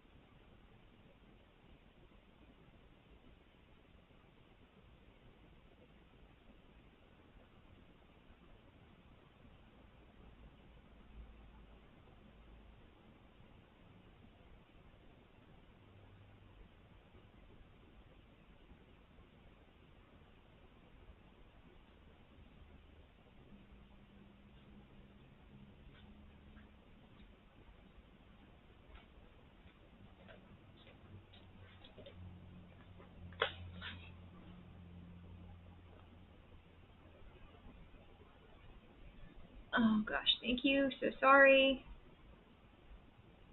It's just I can't help it, and I'm like, yeah, I'm sorry. I'm apologizing, but I'm not apologizing for it because honestly, I think the world needs to start to understand more about illness, chronic illness, people who live with it, those of us who are stuck at home with it, and how we want to live our lives. There are some things that I'm not able to do anymore because of my illness issues. So some of the things that I am able to do, I can, but with breaks, with interruptions. Um, some days are going to be really good, and I won't have to run to the bathroom every 10 minutes, and other days are going to be really bad. So it's just something I have to deal with, and I've been concerned about being on the internet like this because I don't want other people to feel like I don't know, I'm doing a bad job at being a person, because I have to stop and go tinkle sometimes a lot, excessively compared to the average person. So if I want to do something that requires longevity, that's a challenge for me. I see people do this that are really good at it who don't have to stop and go anywhere. Like they stream for 4 hours and they're good. I used to be that way until my surgery. So I'm completely on the opposite spectrum of where I used to be in regards of how long I can do something.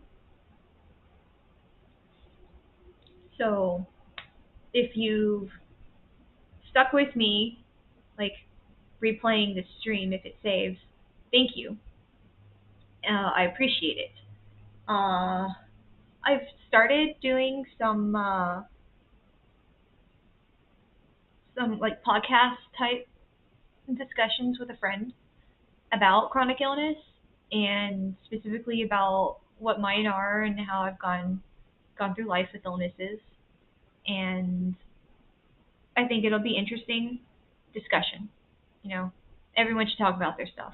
I really shouldn't be using this stream for that stuff, but because my issues are going to interrupt my streaming, everyone who watches this as the introductory video into what you're about to get into, I just want you to know and understand that I have health issues. They're going to get in the way sometimes. I'm going to have to address them because taking care of myself is more important than making my stream perfect.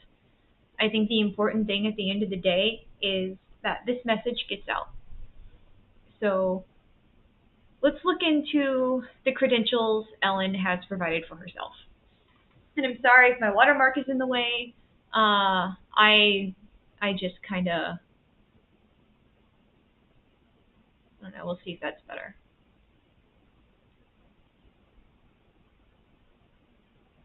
And I'm just switching my stuff around, so.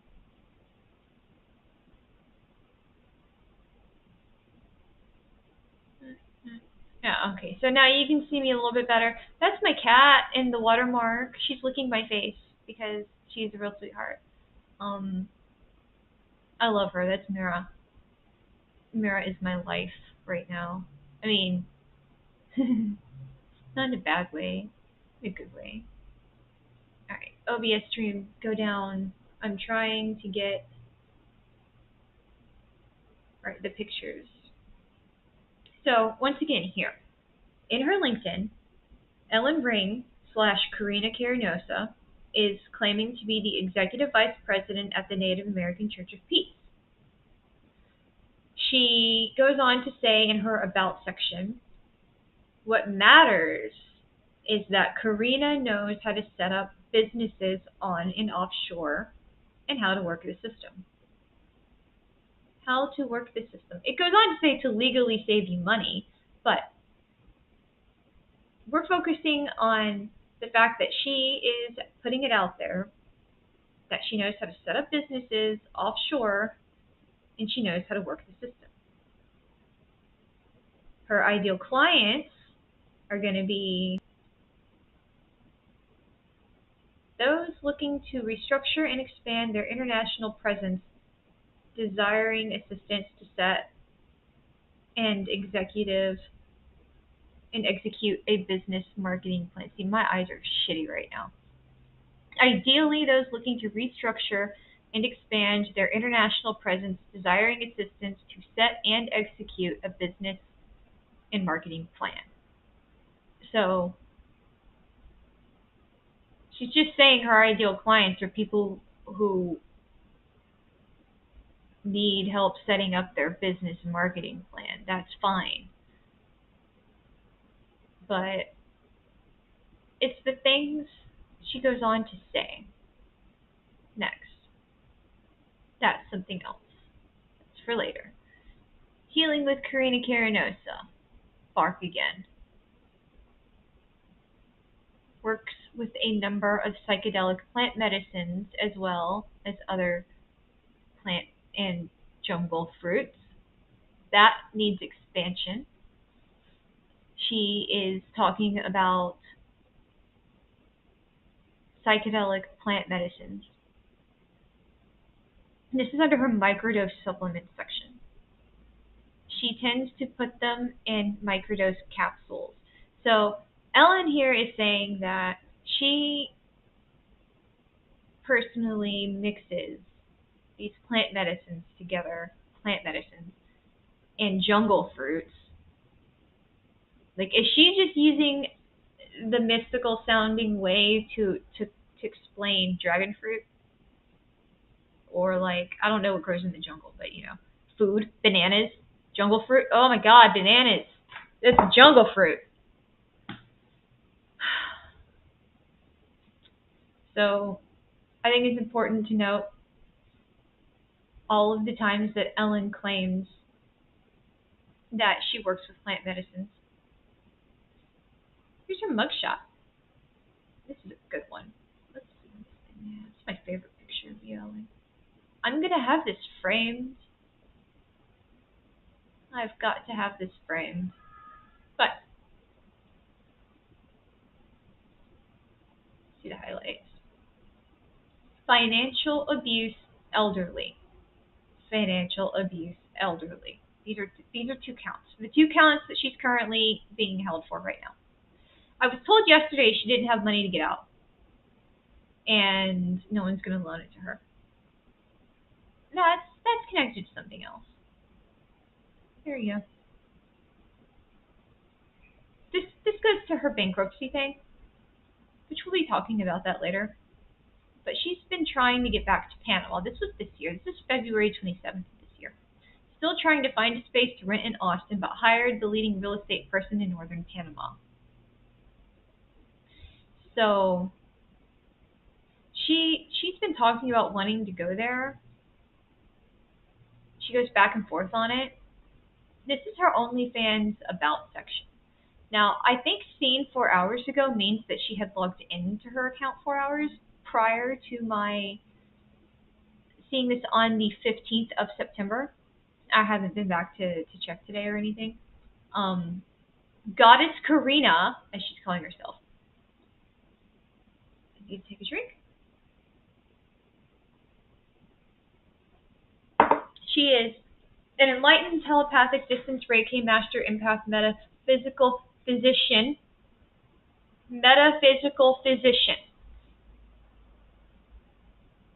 Okay. Author, singer, shaman, and sexologist with 43,000 hours experience as a healer. That's what she's claiming.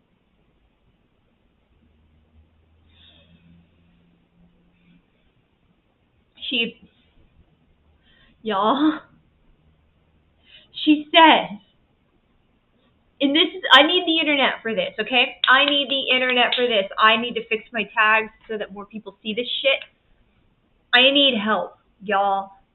Can somebody please find proof of this, okay? Y'all have her picture. You know her name. I checked the movie credits on the Internet Movie Database, and I didn't see her on it. And she doesn't have a profile. So I'm surprised she doesn't have an IG profile, actually. So, okay, here it says, it's highlighted right here. She appeared in the film Hands of Stone, starring Robert De Niro and Usher. That's what she says. She was in a movie with Robert De Niro, according to her. She also claims that she played the role of Pan American United States Embassy Secretary in a drama documentary about the making of the Panama Canal. I need help finding that documentary drama. And if anybody has the Hands of Stone and can watch it, see if she's actually in that shit. Because you can, but you can't. You can't just go saying you're in a Robert De Niro movie without backing that up. Like, I looked at the trailer to see what the movie was about, to get an idea on what's going on in this story. And in the story, from what I believe, it's about a boxer. And there's scenes where they're having boxing matches, and there's people in the stands, like the audience, people who bought tickets to watch the boxing match. I wonder if she's, like, when she was living in Panama, at the time when they filmed this, perhaps because she was in the village, she was either accidentally filmed unintentionally at a marketplace while they were doing actual movie stuff, and there's just people in the background going about their life while the movie's going on. You know, I wonder if she's in a background scene like that where they're filming something outside and she's outside, maybe buying fucking jungle fruit, whatever. So that's a possibility. Or maybe she bought a ticket to sit in the boxing ring match, you know, where she's in the audience and just the camera pans around to show you the people who are cheering, and like she might be in the bleachers somewhere, you know, but not credited. There's no actual credit for her in the movie. So I'm wondering how she got to be in it, and if it wasn't by complete accident. Or if she was just aware that they were filming at the time she was living there and she claimed it. I don't know. I need proof. Somebody please help me figure this out. Like, I could probably find Hands of Stone and watch it myself, and I could see her if she's in it. But as far as the Pan American U.S. Embassy Secretary thing, she's, as you can see here, she does not list the name of the documentary, and she does not say what network it aired on. So if you can find it, please let me know. Put it in the comments or find me on social media. I'm Piper Moreau, wherever you want to fucking look for me. Like, this is my account. This is my creative account. Okay, Piper Moreau is my pen name. I write under this name. Everything I do artistically goes under this name. And I started this channel so that I could listen to music on YouTube while I do projects, and then I decided, you know what? Now I want to start putting things on YouTube. But I do sewing stuff, okay? I sew. I'm making something hideous, and it's beautiful and detailed, and I love it, and I can't wait to, like, edit all the video together and show you all. I listen to true crime while I'm not doing any important things, like while I'm sewing and doing my projects. I listen to stuff like this. And now here I am. This is my YouTube debut. And here I am busting out my stepsister on my art account because I don't have a main. Like, this is my main. So, like, okay, we're going on. Like, she's artistic. I'm artistic too, but you know what? I'm not claiming to be in movies I'm not in. So, maybe she is. Maybe she is. And just not credit. But contact me if you find it. And then she goes on to say, in her OnlyFans biography that is currently public, one of her lifelong guides is the Celtic goddess Bridget. She channels various ascended masters depending on the client's needs. So she can channel based on whatever she thinks you need. That is manipulative. She combines the metaphysical healing arts with spirit science and surrender ceremonies, among other things. She'll lecture you to death. She will lecture the fucking love out of you. I swear. Massage. I really love how she keeps bringing up massage. So, the Freedom Ring, colloidal silver. Here we go. I love this. Colloidal silver. This is something that every cult leader I see promotes. Does anybody remember that Love Has One cult? Because I do. Mother God, I think she was calling herself. She had her people, I think, packaging and selling colloidal silver, or they were just selling it. Pretty sure she was taking that stuff too. And here's Ellen, under Creative Care Gnosis, saying, colloidal silver, take it. Idiot-proof version, natural antibiotic immune booster. Big Pharma doesn't want you to keep. Okay. And another one, you can't overdo colloidal silver unless you take and that's dangerous. That's dangerous information. She's telling everybody to get a big bottle and then a miniature one for travel. She says it's good for cuts, scrapes, burns, itches, recovery, or any kind of abrasion or illness. She says put some in your mouthwash. She says have a dropper per day. Dropper. If you get it now, you won't get sick.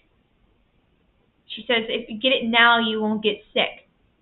Unless you're seriously strung out and forget. She says it's good for your microbiome. She says there's no side effects. She says it makes you better. She says colloidal silver generates stem cells. Y'all. I am Southern as fuck. Is colloidal... Oh, thank you. Colloidal silver safe. U.S. Food and Drug Administration. I'm searching this live. All right, y'all are on my Firefox watching me search this. You know my sources. The United States Food and Drug Administration (FDA) has warned that colloidal silver isn't safe or effective for treating any disease or condition. Additionally, the FDA and Federal Trade Commission have taken action against a number of companies for making misleading claims about colloidal silver products. When was she saying this now? July 4th, 2022. So that was a year ago.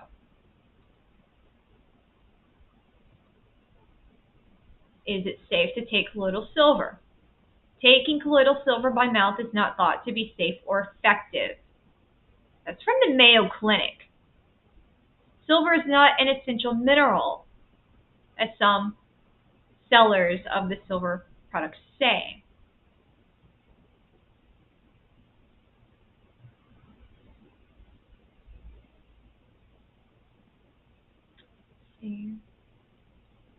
Never take colloidal silver in Cleveland Clinic. Learn about its benefits, uses, and side effects, and its ability to turn you blue. I knew it would turn you blue. I think Mother God was turning blue. I knew a guy in high school that turned blue, but I don't know why he turned blue. I don't think he was taking the colloidal silver. I think there's something else going on. But that was a very interesting thing. I didn't know that people could, their skin could go blue without it being like because they're dead, which isn't funny, but you should not take it internally. Swallow it as an over-the-counter supplement under any circumstances. Any circumstances. Dr. Young on the clevelandclinic.org. Many companies market it as an essential dietary supplement or alternative source remedy. I think I'm getting messages on my phone. Yeah. I know that I'm being rude right now, checking my stuff, but I'm going to check my stuff because I don't want to check my main account. Oh, good, Nomi. I hope your things work out. I'm going to send her a voice message because I don't want to type, and it's fine. Cool, I understand. Thank you. I hope that it works out, and hugs. I'm going to go back to doing the stream thing. I'm being rude, and I'm sending this message to you on live because I don't want to type. So big hugs.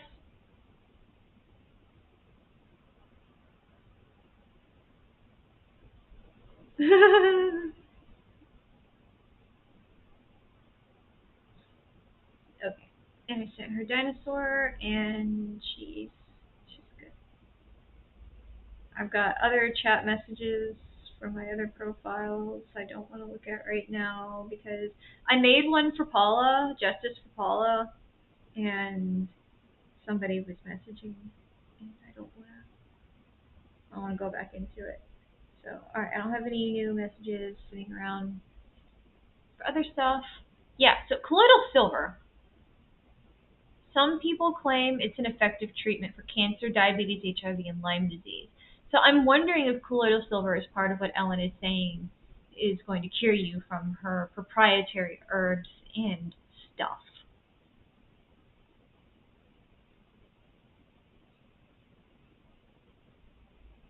FDA, snake oil, taking action against companies for selling it as a cure-all. They've come out strongly in 1999 with a statement. Since 1999.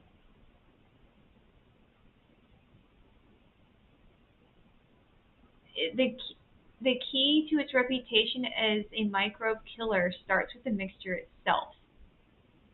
It encounters moisture. That moisture sets off a chain reaction which ends with silver particles releasing silver ions. Scientists believe the silver ions then destroy bacteria by damaging proteins on their cell membranes or outer walls. That's really important to understand, y'all. clevelandclinic.org.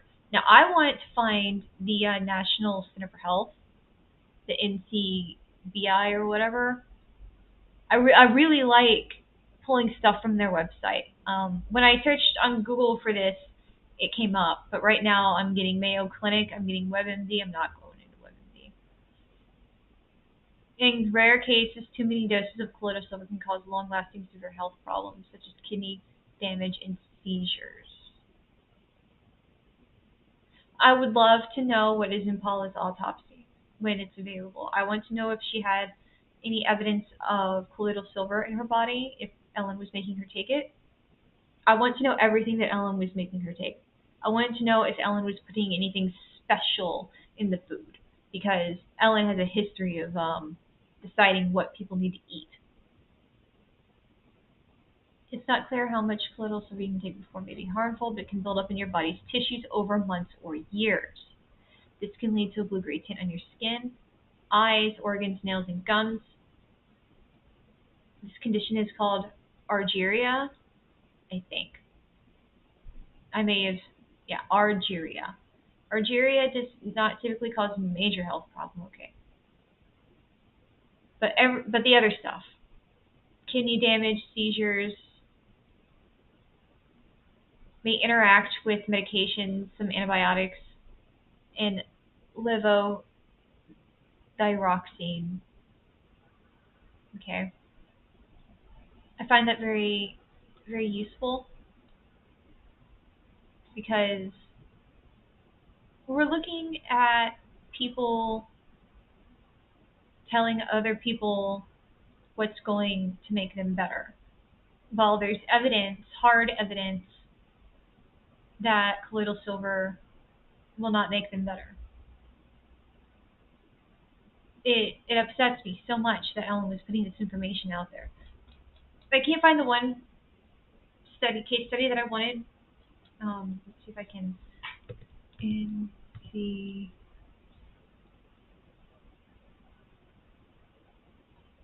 National Institute of Health. Yeah, this is what I want. Colloidal silver, what you need to know. Toxicity. Yeah, y'all. I'm not seeing anything good about colloidal silver. I've heard negative things about it. I've never sat down and tried to read any of it. The abstract. Antimicrobial effects and safety in use. Silver has a long and intriguing history as an antibiotic in human healthcare. It has been developed for use in water purification. Water purification. That rings a bell. Side story. So my father, he's the one who was married to Paula's mom. My father is he's an aquatic biologist, a marine biologist. I can't remember which it's a specific category for water because there's freshwater and saltwater, and then there's the areas where they mix. So I can't remember if my dad did marine biology or just aquatic biology, and it's the umbrella term for covered it all. Either way. He, because of his college education and then work in the state industry for health and water quality control, he understood the importance of having water purification system. So he installed what he believed to be a very efficient water purification system in the house that was Paula's. My parents, well, I called them my parents, Dad and Paula, they built that house together. They decided that they couldn't find all of the features that they wanted in a house that was existing on the market, and they really didn't want to spend time gutting and remodeling a house. So they decided the best option would be to just pull everyone's money all together and let's build a house. So they really got their finances together for this. And Paula did a lot of the work herself, and Dad did a lot of research into safety. And together they created what I believe to be is a very interesting and unique home with modern and antique blending. Dad decided that we were going to have a very good water system that was connected to everything so that we wouldn't have to have hard water when we shower. And I think that was great. So when Ellen moves into the house, and she's got this idea that the water purification system, that my dad with a college degree in water testing, quality, purification, all of that, that is not good enough. And according to people who have been in the house, they said that Ellen was purifying the water her own way. And I would really like to know how. Was she using an existing system that has like a license, a business license or a product license, some kind of patent to it? Does it explain how it's supposed to filter? Is colloidal silver involved in the filtering process? Because I would like to know just how much of this colloidal silver Ellen has going on in her life. Is she taking it as supplement currently? Is she selling it in supplements currently? Does she filter the water with it? I would like to know, because I did not know that it could be used for water filtration, or was at one point. And if she would find that somewhere on Google and say, oh, okay, I'm going to do that now. I'm just guessing, and these are my theories. So, advanced biotechnology has enabled incorporation of all ionizable silver into fabrics for clinical use to reduce risk of nosocomial infections and for personal hygiene. The antimicrobial action of silver or silver compounds is proportional to the bioactive silver ion Ag, plus released in its ability to interact with bacterial or fungal cell membranes. So obviously colloidal silver has its place, but it's outside of the body.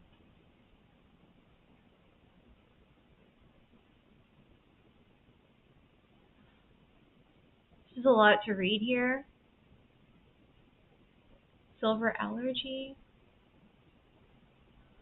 Silver is absorbed into the human body and enters the system circulation as a protein complex to be eliminated by the liver and kidneys. So I'm interested in the condition of Paula's liver and kidneys. Chronic ingestion or inhalation of silver preparations, especially colloidal silver, can lead to deposition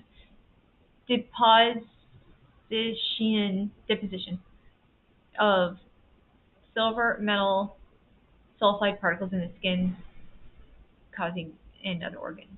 So, cosmetically undesirable blue. Silver exhibits low toxicity in the human body and minimal risk is expected due to clinical exposure by inhalation, ingestion, dermal application, or through the urological or hematogenous route. So, exhibits low toxicity. But there does continue to be evidence that colloidal silver is bad to be ingested. Ellen is saying to take it.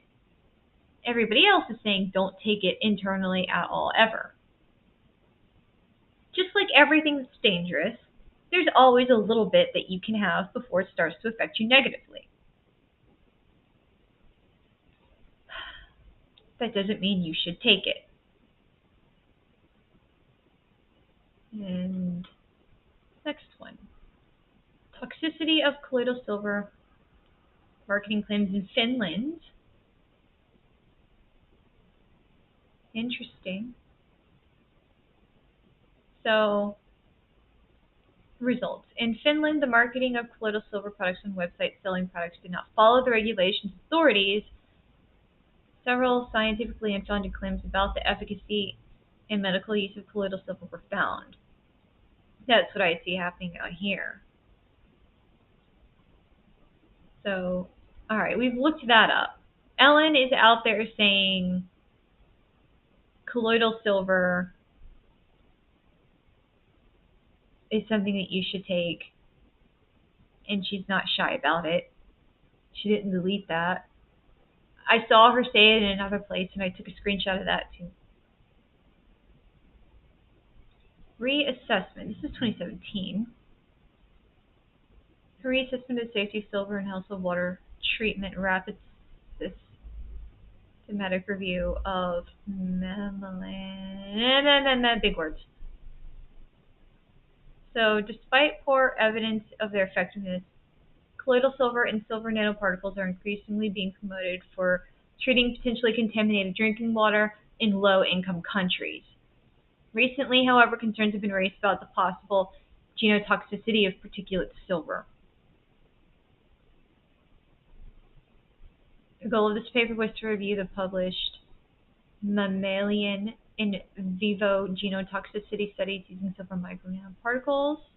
Methods, Scopus and Medline were searched using the following search string: DNA damage or genotox or cytotox or embryotox, and silver.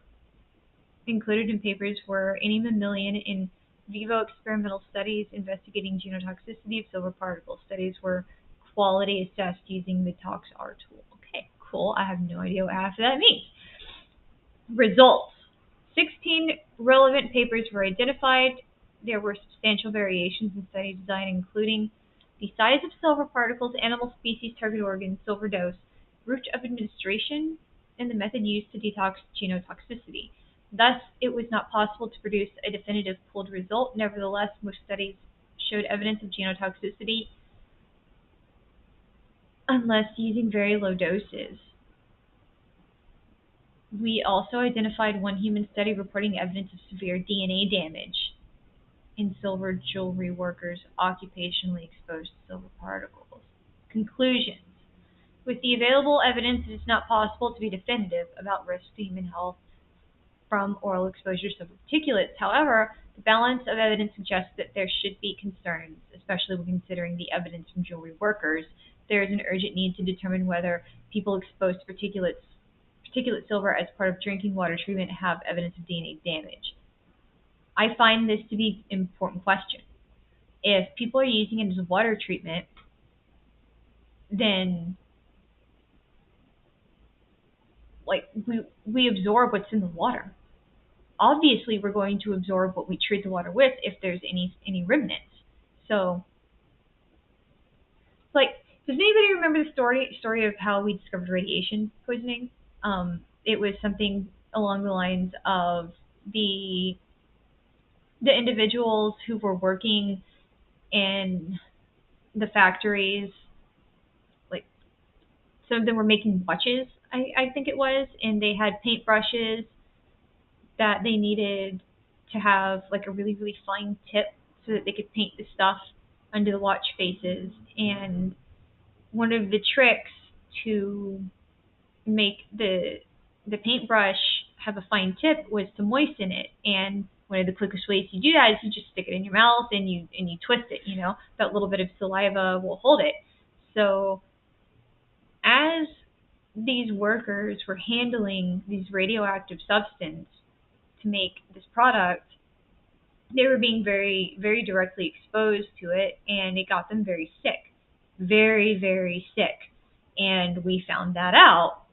So is silver particulates going down the same path, where it's maybe a little bit less dramatic when people have been overexposed and become sick? But it's a thing, okay? You're not supposed to ingest large amounts. And if it's in your water and you drink water every day, you will ingest a lot over time. So that was a question asked in 2017.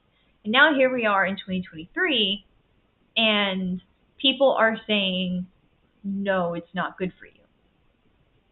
It may not immediately kill you, but if you keep taking it, it can. It can damage your organs and turn you blue. So I just wanted to keep the things that Ellen has been saying that fall into this category of cult leaders.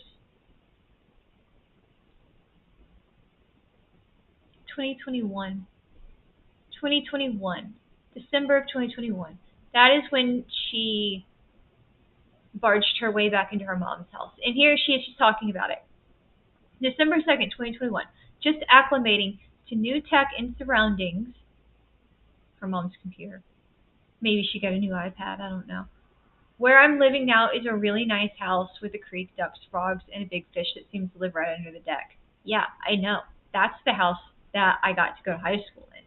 Or one of the houses I got to go to high school in. I lived in that house. My dad and your mom built that house, Karina. So, I'm not even talking directly to her, but you know what I mean. Um, she can't even say that it's her mom's house. Here's one of the things that gets me. It's everything I go through in Ellen's profile, everything that's publicly available, she does not talk about her mom unless she's complaining. So here she is saying that she's in a really nice house with a creek and ducks and frogs, and she can't even say that it's her mom's house. She can't say this really nice house I share with my mother. And then she goes on to say in the end, I love this part. If you'll kill an animal for fun, what won't you do to a woman? This is her talks on veganism. My question is, if you beat your mother on a Tuesday, what do you do to your patients? She went viral on TikTok. We should sit and watch that video together. There she is. I'm half German and half English. October 14th, 2021.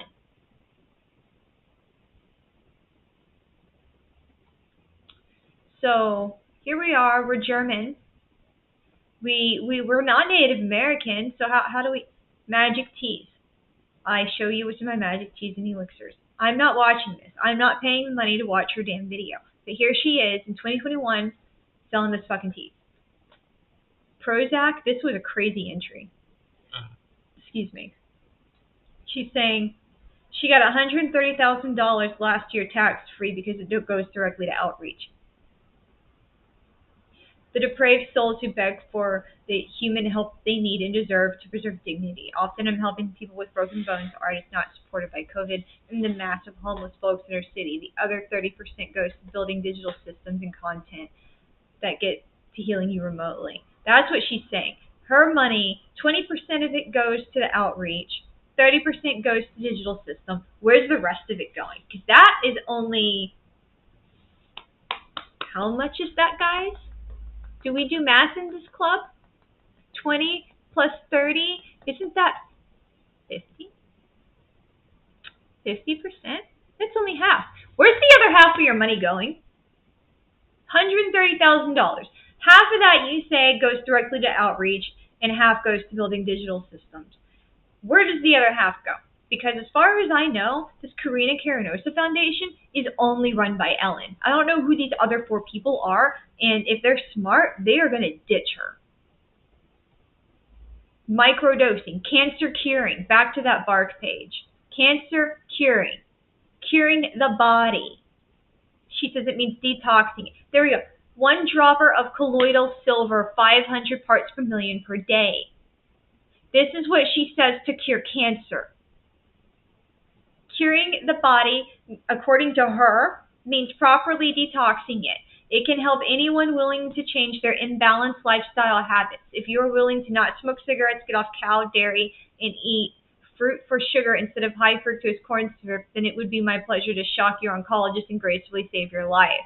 Pro tips: 1 clove of garlic per day, 1 lime per day, 15 apricot seeds per day, 1 dropper of colloidal silver, 500 parts per million per day, with feet on the ground and skin receiving sun for 20 minutes per day and go. That's what she says will cure cancer. Apricot seeds, garlic, lime, and colloidal silver, and sitting on the sun for 20 minutes. That is misleading. That is harmful. It is appalling. Once again, this is her SoundCloud. She has audio stuff on SoundCloud. I'm not listening to that shit yet. I haven't listened to any of it. 5th dimensional understanding. She's in the 5th dimension, you guys. She's in the 5th dimension. She's probably the next Mother God, for all I know, because all you have to do is walk up to people and say, hey, I'm a reincarnated God.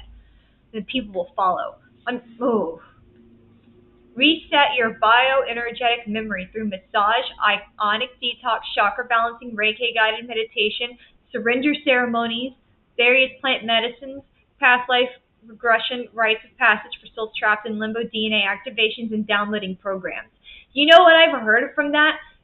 DNA activations and downloading programs. That is some shit I've heard Lima say. I have heard Amanda Rabb say that, and Dahlia Takali. When they're talking about DNA activation and stem cells and downloading programs. This is that same kind of shit. This is why I'm online. This is why I'm dragging my fucking personal shit out here. Because my stepsister, who I've known since 1992, is on the internet saying that she can fix your DNA. She can activate your DNA and download programs. Like, she's not talking about her app there. That's a spiritual download. Karina's foundation hopes to travel to create a medicine channel and travel guide. The foundation is a registered 501c3 nonprofit organization seeking church status. So that's what that Native American stuff is about. She's probably trying to get the Native American church tucked up into her Karina Carinosa Foundation so that she can do it all. Like, she's trying to legally use ayahuasca and peyote and stuff. Like, there's this text messages again. We're rounding back to it. This is her Yelp. This is what she claims on her Yelp. Specializing in shamanic, telepathic energy healing, body work, bioengineeric reprogramming. Okay? Bioenergetic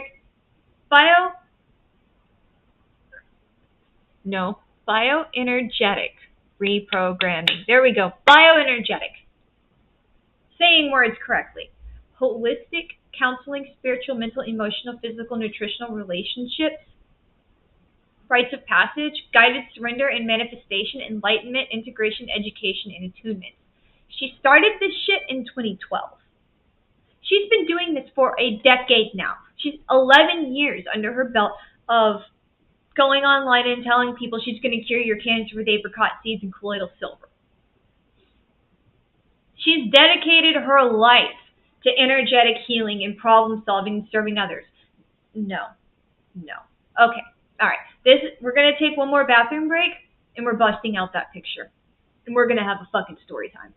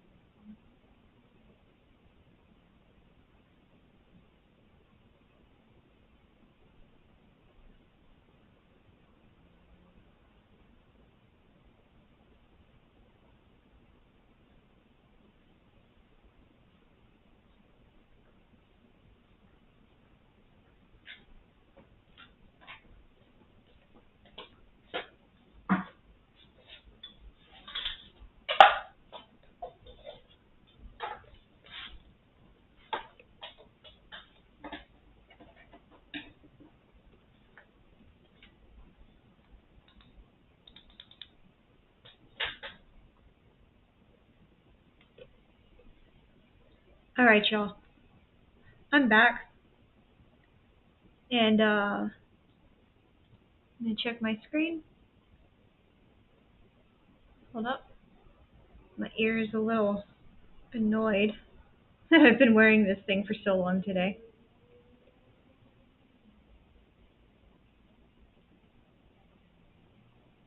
All right. I think we're good now. All right. Y'all.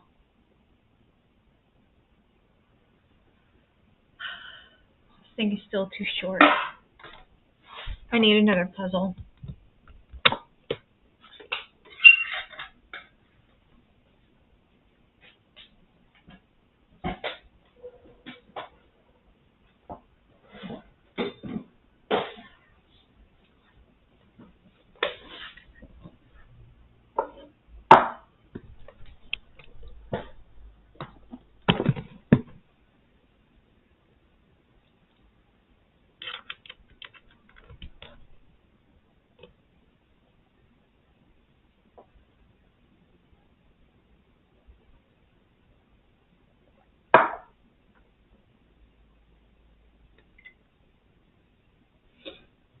All right, y'all.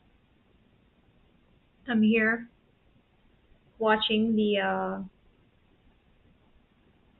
the camera, making sure everything is okay, and let's just make sure.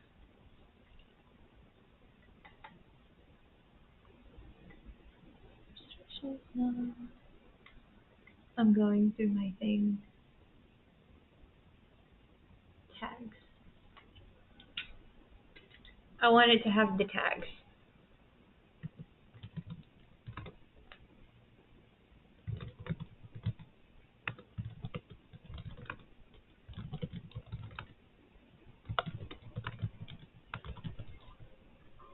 Well, it's time to take my medication.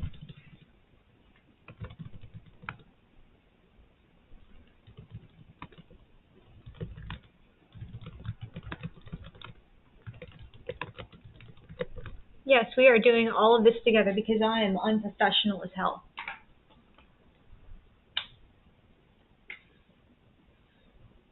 I want to use the right hashtags. I want people to see this.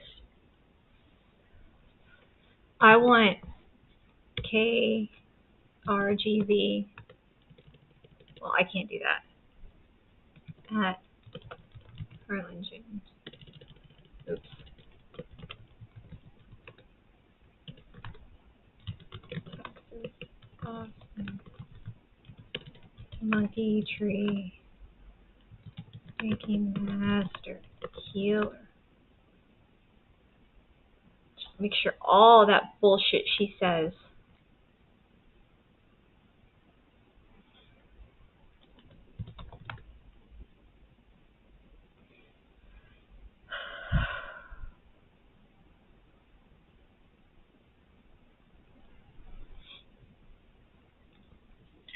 I'll just stop there.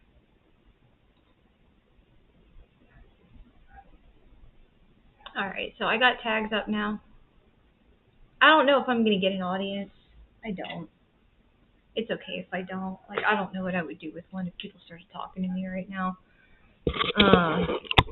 Like, it's kind of best that I'm not being interacted with because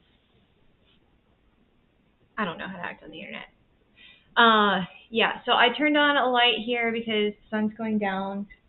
I don't know when my husband's getting home from work, but I'm doing this. And so this is the story time. This is the hard part, okay? I want you all to see. I want you all to see.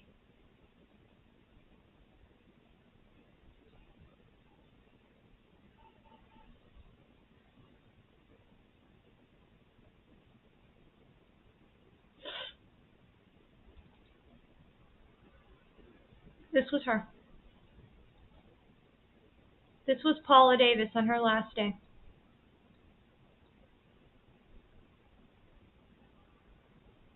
Look at that. Look at that.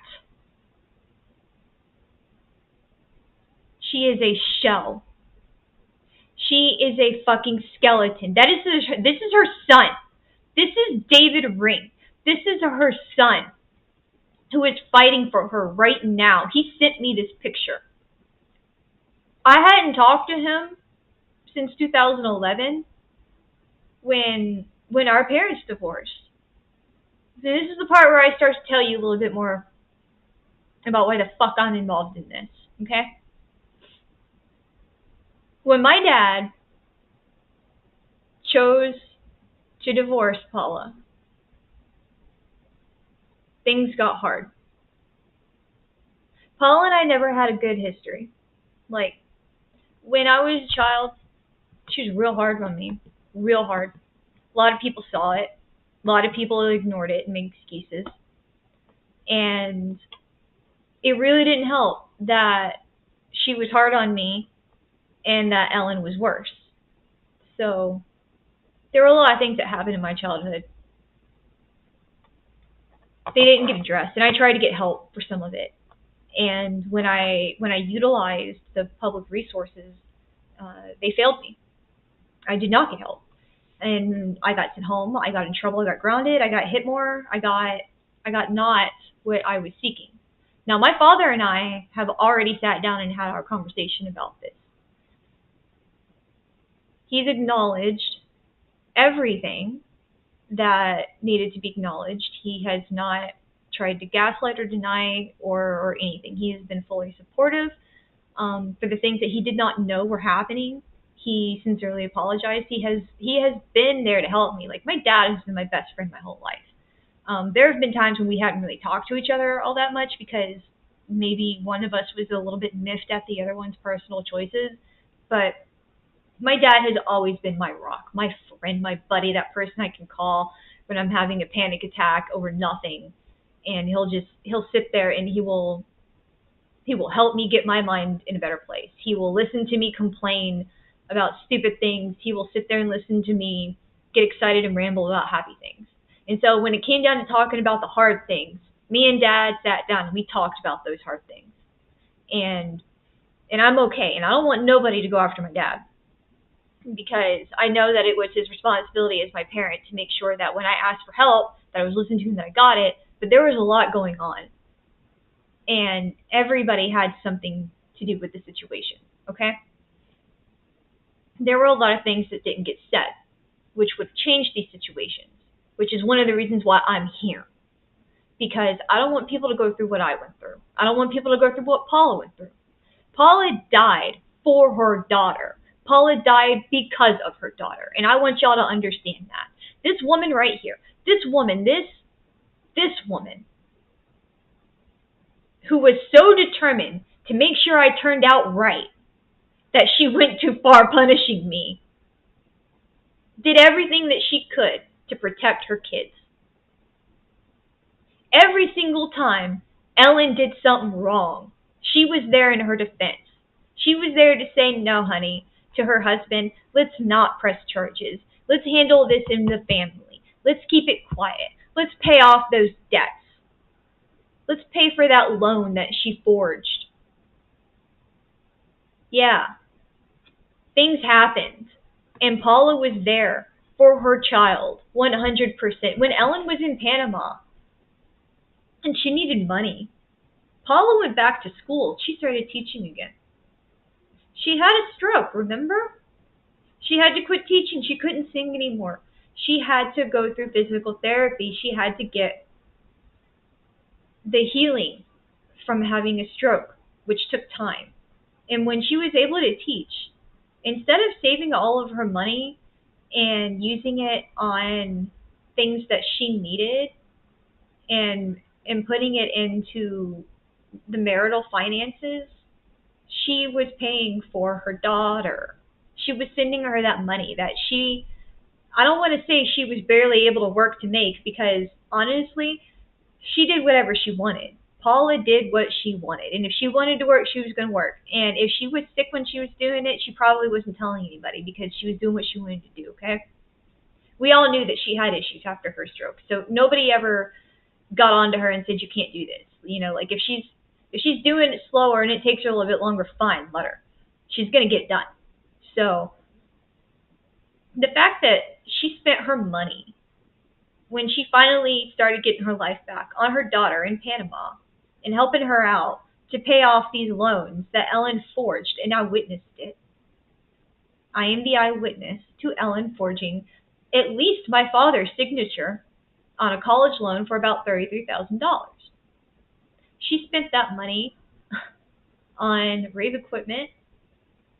Yeah, she wanted to throw a big rave, and she did with that money. She didn't use it for school.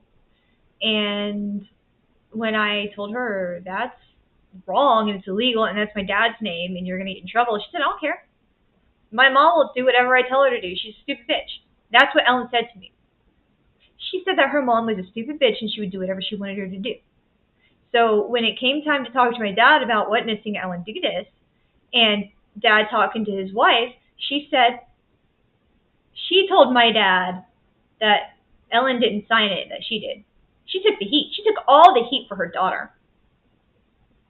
And then when I told Dad and clarified, no, I witnessed Ellen do it. She was at the computer desk with the paperwork, signing it. He said, oh, I didn't know that. So he contacted the loan company and he let them know that that was not his signature. So I just want everyone to know there's a paper trail for this. I'm not making shit up. It was a forged signature, and she spent that money on DJ equipment. And then when her mom and my dad got stuck with paying that debt, they paid it for her. Mostly through her mom's going back to work. Now, that makes me sick. That's just a little bit of it. So then Ellen comes back and she wants to live with her mom and tell her what to do and how to be in her house, what friends she can have and when they can come over. She tells her how she's supposed to eat. And then when her mom says, you're changing things and I don't like this, she yells at her and she calls her stupid.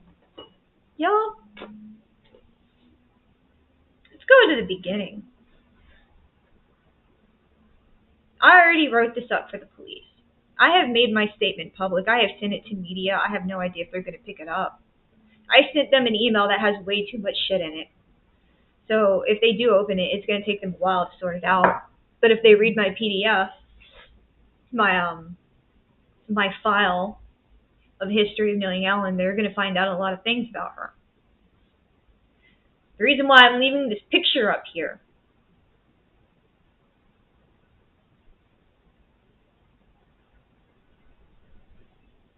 72 pounds. I want you to see how small she is, because in what I'm about to tell you, I want you to understand this is how small I was. But I was shorter, and I was a child, okay?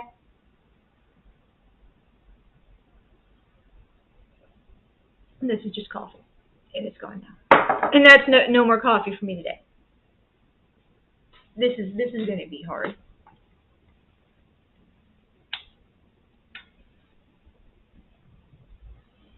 Your healer, Karina Carinosa, however she wants to pronounce it. In 1992, when our parents got married, we decided we were going to move into Paula's house in Arkansas. We lived in Arkansas at the time. He was military there. She owned her house. It was a good idea. It was better than renting on base. So we all moved in. And the first night that I was there, Ellen and I had to share a room. In fact, we lived in a room for the remainder of the time in Arkansas. I was in the first grade. And I had a mattress on the floor. And Ellen had a bed. It was kind of like mine was here and hers was there, and there was this little bit of space like with the radio and some other stuff, and she was like, I think she was writing, she had paper, she had something that she was doing. And I was in the bed right here. I was doing my thing, sleeping, and I always have a hard time getting to sleep. So I rolled over, and when I rolled over, I ended up knocking something over. It was a cup of water that was in that little space between the mattresses or the beds. And when I knocked that cup of water over, Ellen got real mad, and she was like screaming at me that I needed to apologize. And I like froze up, I had never been in a situation like that where somebody was yelling at me over a mistake that I made, and they were like really going off. And so I'm just like, I didn't even know that it was really my fault because I didn't see the cup going over, so it could have been like any kind of accident. I just understand that Ellen was telling me it was my fault and that I needed to apologize, and she was getting very angry and verbally aggressive about it. And when I did not apologize, she picked me up, like she scooped me up with both arms like this, and she was screaming at me, and she hurled me like this. She just hurls me, and I went flying into the wall, and I landed on the outlet. the radio that was right there in that space, that radio was plugged into that outlet behind my mattress. And so when she threw me, I went into that outlet, and it fucked up my hip. Okay, that was probably one of the worst injuries I think I experienced from her. It was one of. It was not the worst, but that first one, that was bad. It shook the entire house when I hit the wall. Everybody woke up. Everybody came running in the room. Ellen was told not to do that anymore. I was told, I don't remember what, but I remember I think we both kind of got in trouble, and that set the tone for Ellen. For me and Ellen, 1992, that was our first night sharing a room, and she got worse from there. Okay, now I'm telling you this is my childhood history because this is mine. This is what I experienced. And I would just like to let you know, all of you know, I have PTSD. I have complex PTSD. There were other things that happened in Arkansas that Ellen did not do to me that contributed to this PTSD. And I don't want to outline all of the things that I experienced with her mom because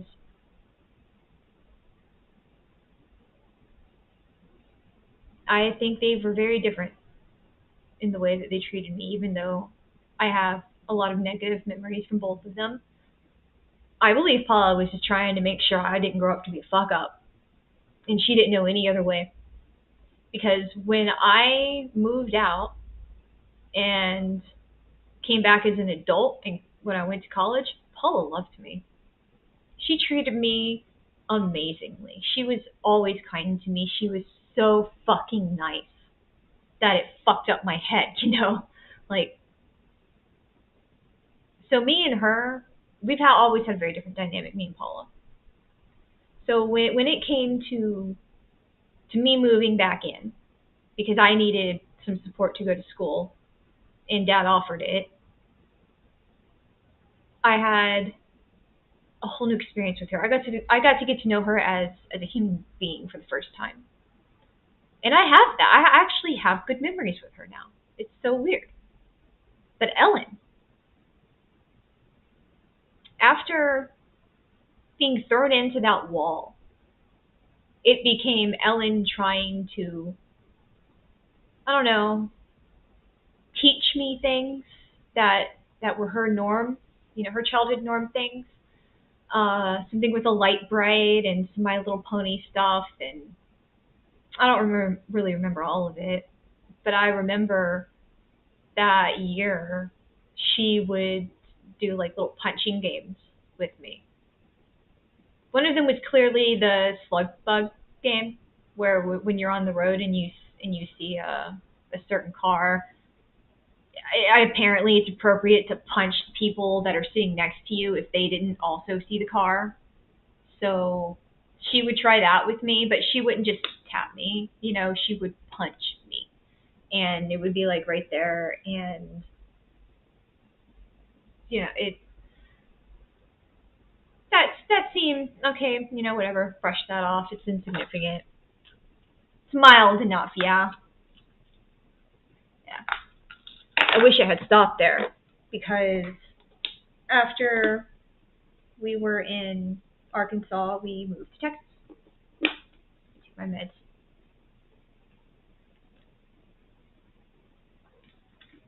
I take it for fibromyalgia, and I should have taken it when the alarm beeped 18 minutes ago. Okay, thank you for putting up with that. So, after we left Arkansas and we moved to Texas, we had a transitional period where we hung out at my dad's best friends in Houston. Loved them. There's a whole life story with that family that I cannot put into this today. But while we were there, we experienced some typical childhood things, scary movies, and stuff. So we moved into this new house after that. And this is the house where we lived for the longest. We were there for 6 years. And for 3 of those 6 years, I had to occupy a space with Ellen. That space was upstairs. There was an attic there. And somebody who owned the house before we bought it turned most of that attic into a living space. And it was kind of a divided living space. It didn't have a proper doorway, but it had one of those like big, grand, door facade things. And you could just hang up curtains and give it some separation.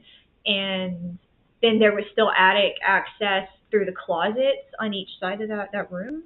And it was really neat. And we had beds on one side of it, and then we had a couch and dressers and TVs and stuff set up on the other side. And there was a hole in the wall where my bed was first placed in that room. There used to be an outlet there, and it was just never, nobody put an outlet back in. So it's this gaping hole right next to my pillow. And it started out really light with Ellen telling me stuff like, a spider is going to crawl through there and eat my brains. If you've seen it, you understand. So I was actually pretty terrified by that movie. I haven't really been scared by a movie in a very long time since then. It was the movie that gave me fear. And I don't even know why. It just did.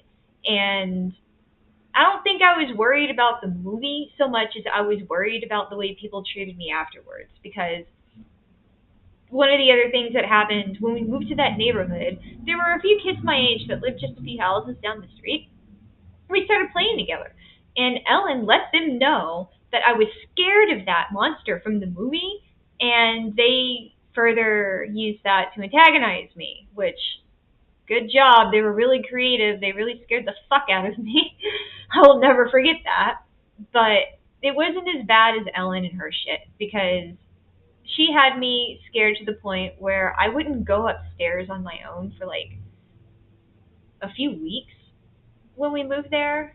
I wouldn't go upstairs alone at night, and for a while I wouldn't go upstairs alone at all because I was scared of the hole in the wall.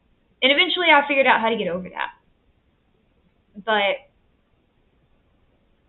it didn't take long for everything else to set in. And that's where it got bad, real bad.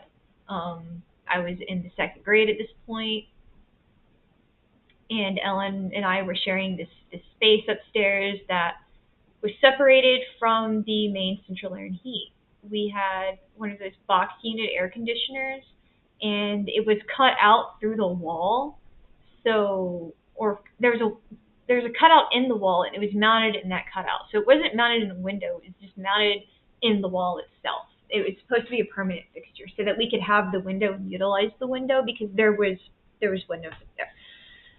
And they ended up moving my bed away from that hole in the wall that was on this side of the room, and they put my bed under the air conditioner. And I had to, when I say they, I don't even remember who moved that furniture. I don't remember if I came home from school and it was like that, or if Ellen moved it. I remember I went from sleeping by the hole in the wall on the left side of the room, sleeping directly under the air conditioning unit on the right side of the room. My bed was pushed up against the wall, the wall in the corner, and then the AC unit's up here on the wall, and that was how I slept.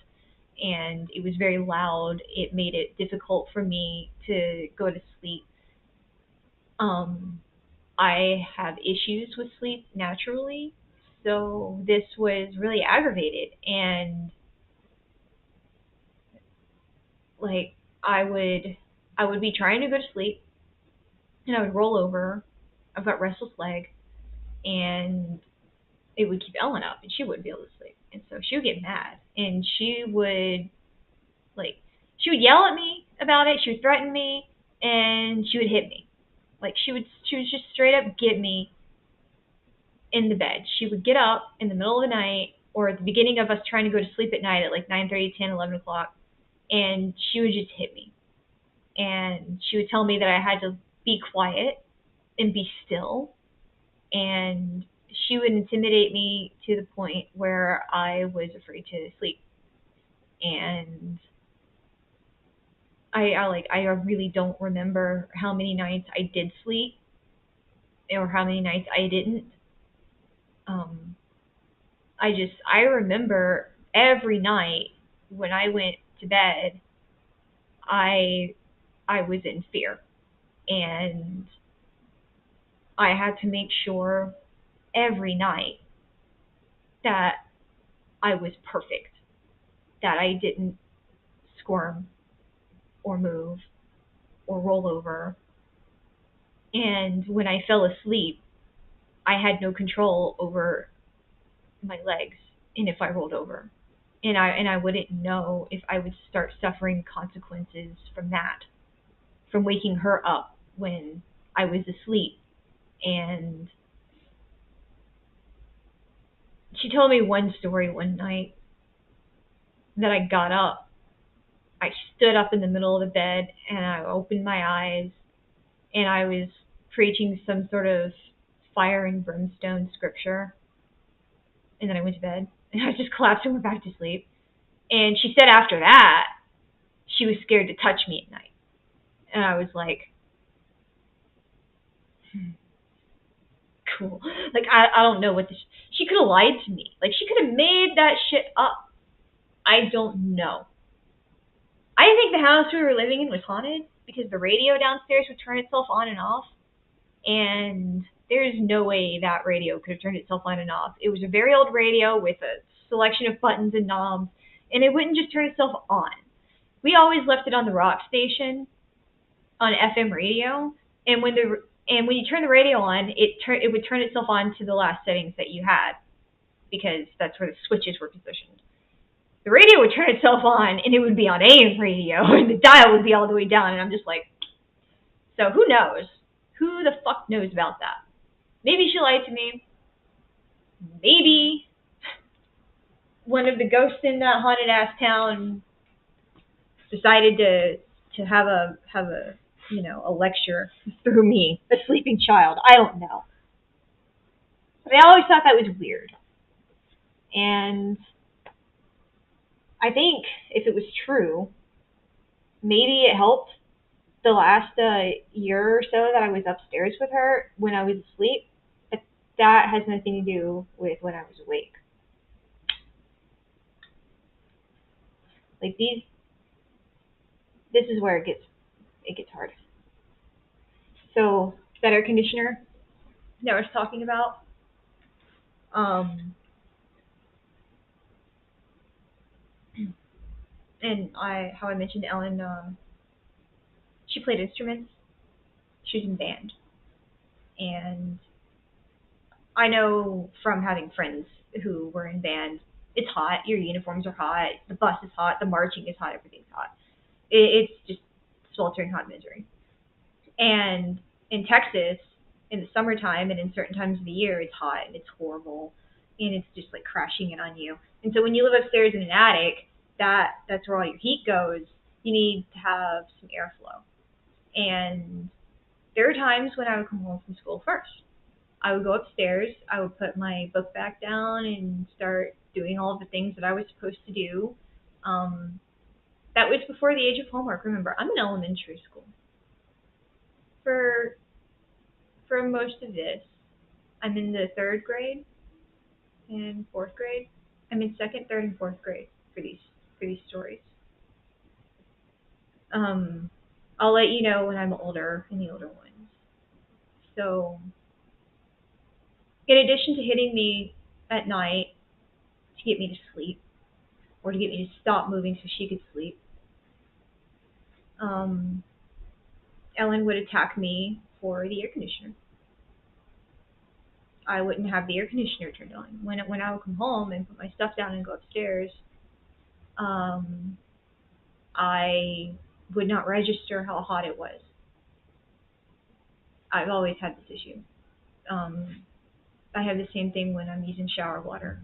It's often too hot because I can't always tell that threshold of too hot, and I also confuse cold for being hot sometimes. Like I have this sensory with temperature thing. And Ellen would be very angry that it was still hot upstairs and that the air conditioner wasn't on. And so she would just grab me from what I was doing. She would grab me and she'd just throw me on the ground and she would start stomping on me. And she would punch me and she would tell me that I was stupid and she was going to keep doing it until I learned. She she would just repeatedly kick me when I was on the ground, and it was horrific. And it happened a lot because I did not understand that it was hot. So when she said she would beat me until I learned because I was too stupid,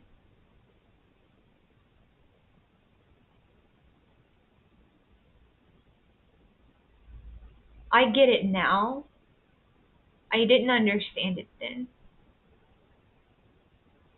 But she was trying to teach me a lesson, and she was trying to teach me and train me to turn an air conditioner on or get beat.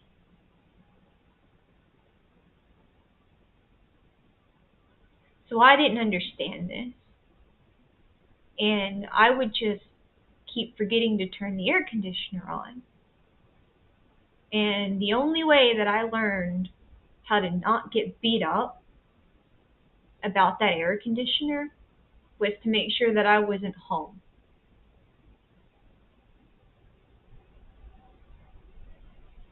So I had one friend. I had two friends, but one of them I went to church with, she lived out of town. But in town, I had one friend. And she lived almost 2 miles away from the house. And I would I would just go there. Whether she invited me or not, I would just go. I would sit in her yard by her trampoline when I went over there and knocked on the door and nobody answered. Like, I think a couple of times she was home and she was just hiding because she didn't want to see me. Like, because I didn't ask to come over. Like, I was just this weird kid that came over, and like I never told anyone about these things. Okay, I told my mom once. I tried I tried to get help. I ran away to my mom's, and they couldn't help me, and I had to go back, and I got in a lot of trouble for that too. But when I ran away that time, I told my dad I ran away because of Ellen, because I could not live in that room with her. I couldn't keep doing it. She Every time she attacked me, it would get worse. There was one instance, I think it was sometime after I had figured out that if I wasn't home, that she wouldn't have me to blame for the air conditioner. I had some bad grades at school.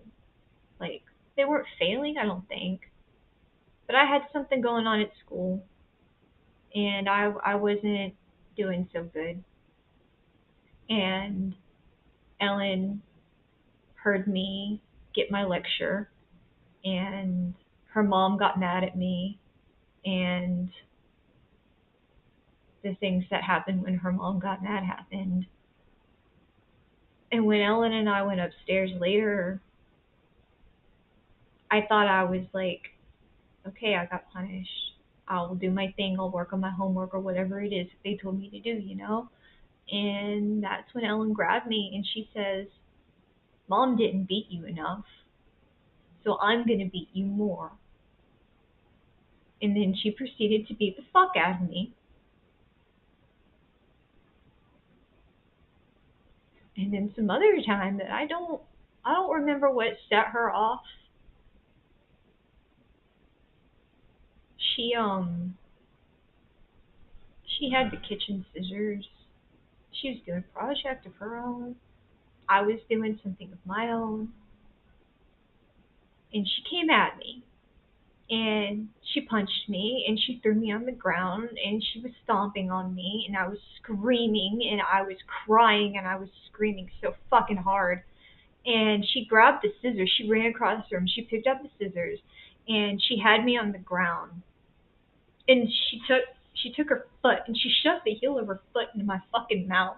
And she shoved it in there and she held those scissors to my eyes. She says, "I'll dig your fucking eyes out if you don't quit screaming. I'm gonna dig them the fuck out. You hear me? If you don't quit, I'm gonna dig your eyes out." And she was just over and over and over and hitting me until eventually I just blacked the fuck out. I don't remember it. After that, I don't. I remember the first night she hit me up there in that room. We were doing laundry. I was folding my socks, and she didn't like the way I folded my socks. She was on the other side of the room, and she saw me folding my socks. And she stomped her way across the room, and she punched me, and she threw me on the ground, and she hit me, and she kicked me. And she said that I can't fold my socks that way because it's the wrong way to fold socks, and she's gonna fucking teach me a lesson.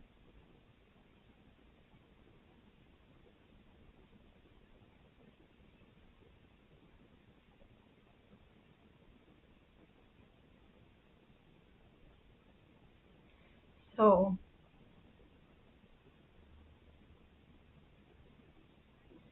we're talking about the healing powers of Karina Carnosa, who's dedicated her life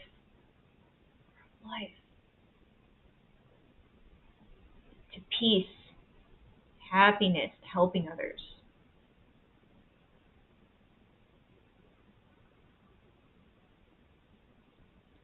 There's more. There's things that she drugged me along for when I was a minor that I shouldn't have been part of because she wanted to use me as a shield. I was like 9 or 10 years old, 11 tops. Ellen had started driving. So if she wanted to go somewhere, she had to take me. And the whole logic behind that was that if Ellen takes me, the 10-year-old or whatever, that she can't go anywhere fun. You know, she can't drag a kid anywhere where you want to go do illicit teenage things, you know? Like if she was to see a boy, then she wouldn't be able to run off and do things with the boy because she had me to watch over, you know, or whatever. Or like if she was going to go to have friends that were drinking, she couldn't take me because they wouldn't want me around. Like that was the logic. That did not fucking work. So sometimes she would just leave me in the car and she would tell me she'd beat the shit out of me if I told anyone. And by then, tell you what I learned. I learned to do everything she fucking said.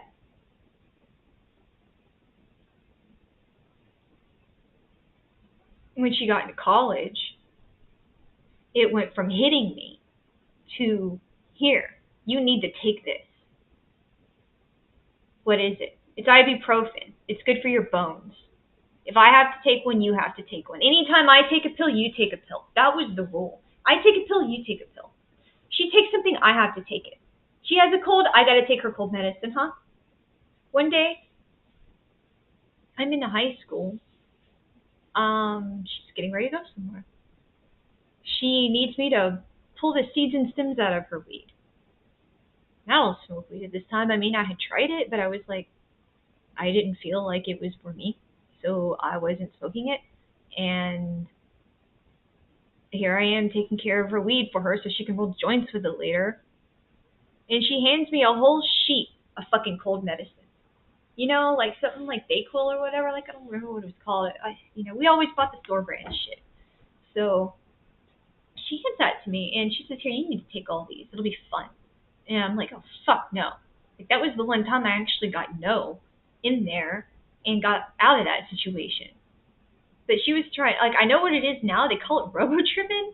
It's fucking stupid. And I have sat with somebody who was in one of those trip things. It is scary. Like, I feel bad for that guy. But she wanted me to do that shit when I was 17. And I said no, and I got away from that. But it got to where, like, between 13 and 17, she would walk up to me and tell me I had to eat this, or I had to take this, or I had to drink this. And she would set down rules. And when I was in high school, my senior year, this is important to me. This is like, I have so much feeling towards this. When it was springtime, it was before our prom, it was just before spring break, I was at school.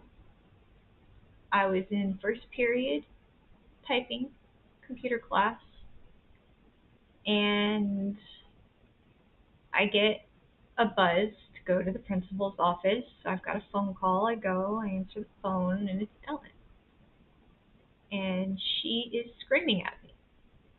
And she's telling me that her mom's car is missing. And they're going to fucking get me.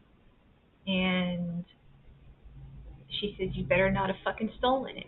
I'll beat your fucking ass. You don't understand how much you fucked up. I'm going to fuck you up.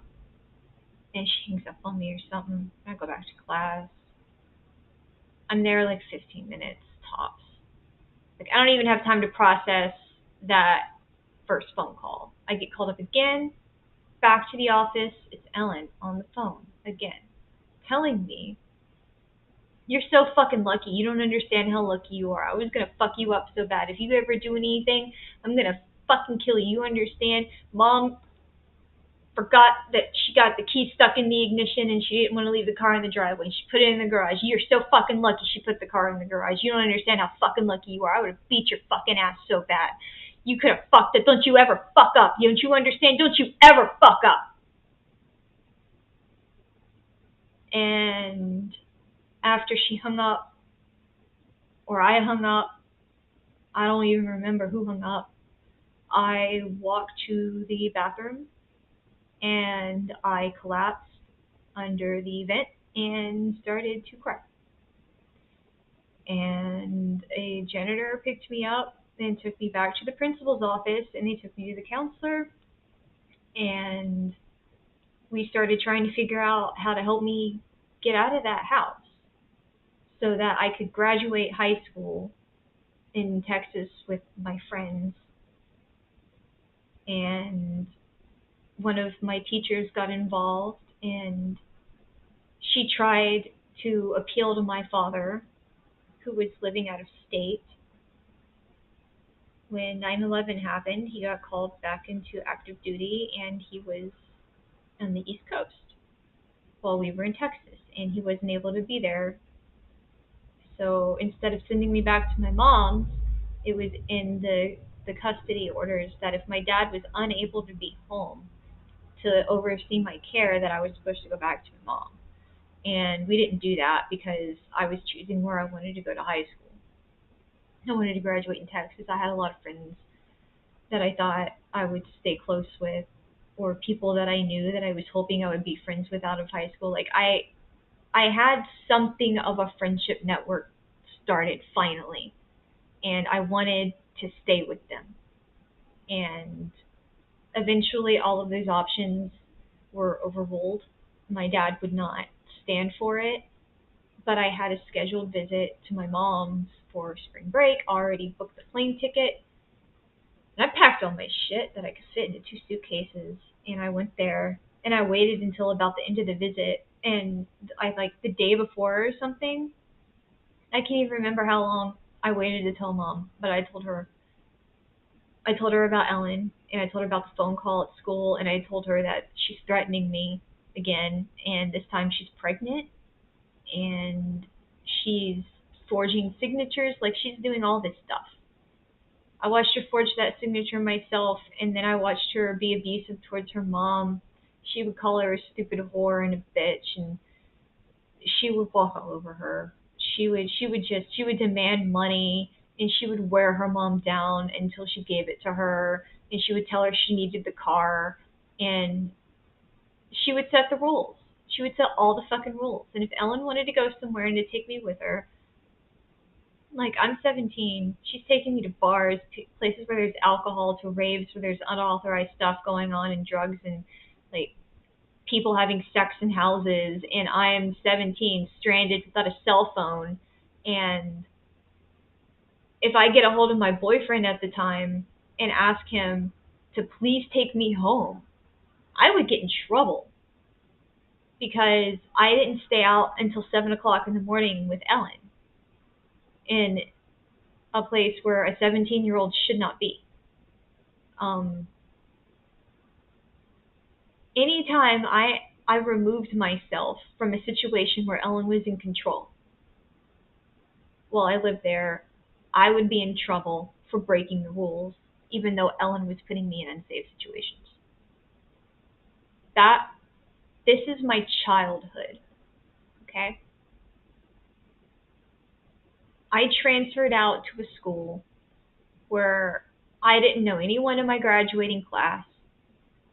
At the end of my senior year, the last 6 weeks of my senior year, I was not in the yearbook at either school because I wasn't at the school in Texas when they took senior pictures because I transferred at a weird time. I was not in the yearbook in Alabama where I graduated because I wasn't on the roster at the beginning of the year or whenever they started, like doing the yearbook stuff. So I'm not in the yearbooks. I didn't get to attend my prom because my senior prom in Texas was after spring break, and the senior prom in Alabama took place before spring break. When I graduated, I wasn't even at my own graduation ceremony because the school didn't notify me where to attend. The school didn't like me that much, and that is a very different story. Let's just say I asked the principal, the secretary at the principal's office, the counselor, and I think 2 of my teachers where the graduation ceremony was being held. Every single one of them told me to ask one of the other people in that chain. And then the last person said, go ask the secretary. And I had already asked the secretary. And I told them that. Well, they said, well, then I don't know what to tell you. So I didn't even get to attend my graduation. One of the people that I knew in that town called me that day. And they said, hey, we heard your name at graduation and you weren't there. Why didn't you show up? And I said, no one told me the address. And I asked the principal. The people that I knew didn't even think I needed the address because it's such a small town, everyone knows where everything is. I am not from here. And nobody wanted to include me in my graduation when I expressed, hey, I want to know where it is. So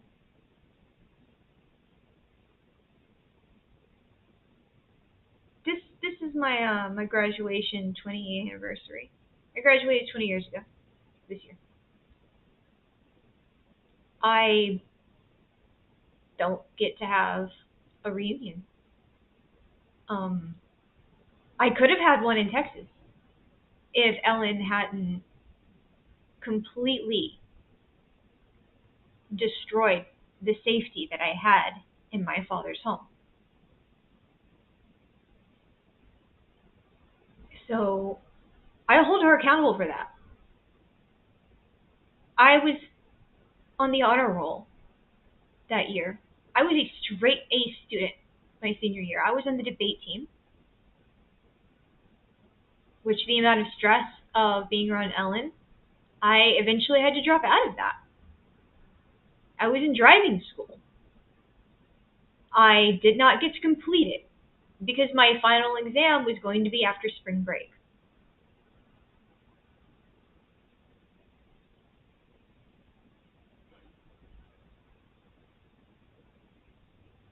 Ellen has taken so much. And there are things that I have not mentioned. Things she did to my father. She beat him up too, you know? He's a 6 foot tall Air Force veteran. And she saw fit to spit on him and leap on him and punch him and shove him. And she called him every bad name in the book. She called him the N-word, you know, the one. She called him a Nazi. She called him a pig. She called him the F word, you know. The one that's for, it's a gay slur. That F word. I got to witness her leaping on my dad and attacking him when he would say, hey, please don't smoke cigarettes in the attic. You could start a fire.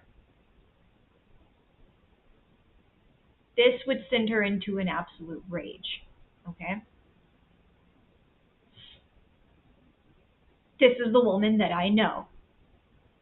When I was in college and living at our parents' house, I went back to that house again. Ellen was in Panama.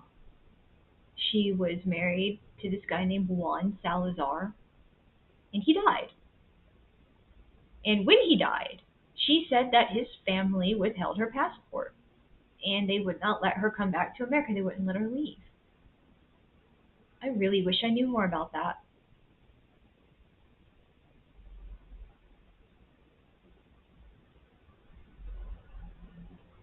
When I look at Paula, and I see her at 72 pounds,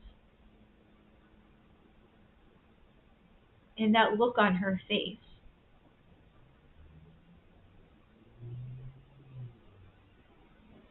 I don't think y'all understand how much it fucks with me. To see what it looks like when you don't live through Ellen. As bad as the shit I went through, I lived. I got to survive to sit here and complain. I made it. And she didn't. And Paula didn't deserve that shit. She never turned onto her daughter. When Ellen deserved it, when she was stealing from us, when she was hitting her own mom, she fucking protected her. She died thinking that the love for her daughter was going to be stronger than the need for her to be accountable because she didn't want her daughter to suffer for her consequences. And it wasn't until the very fucking end that somebody was able to get it into Paula that her self-worth was stronger than that and that she needed to live. And she died wanting to fucking live.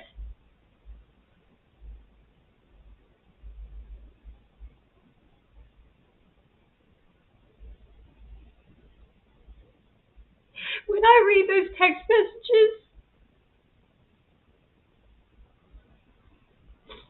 of Ellen calling her ungrateful,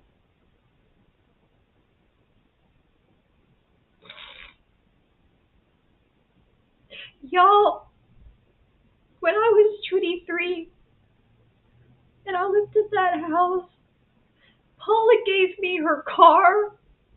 She gave me her credit card. She gave me everything. She bought food. She didn't care. She handed me every goddamn thing I could want, and I didn't actually ask for anything. That's the thing, I didn't ask for things. She would say, hey, can you go to the grocery store and get this for me? I don't feel like doing it. I was at school today. And I would take her fucking debit card and I would go to the grocery store and buy whatever little thing she wanted and bring it back for her. I would run her errands. When she said, hey, I need help getting my hair ready, my arms are tired, I'd sit there with blow dryer and curler.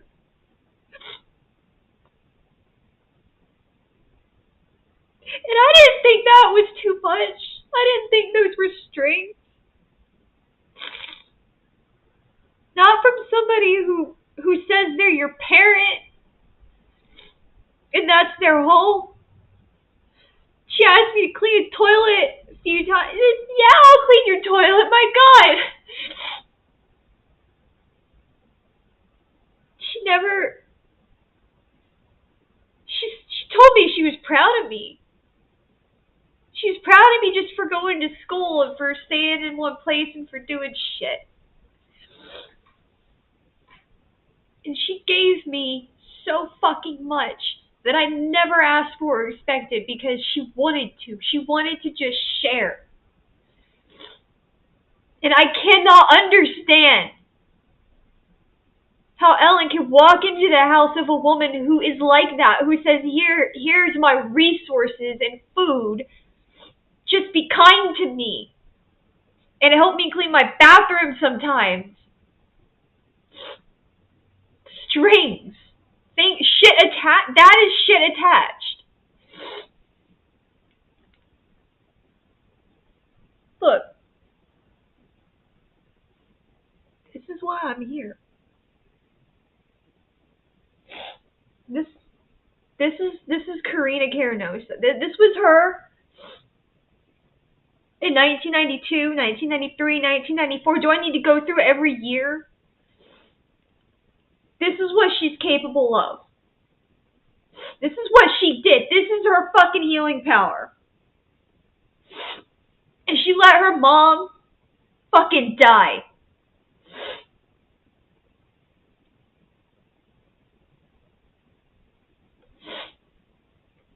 I'm going to come on here as often as I can, and I'm going to talk about this shit.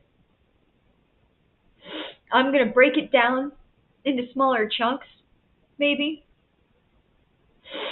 Try to do more isolated videos. I'm sorry. I am like...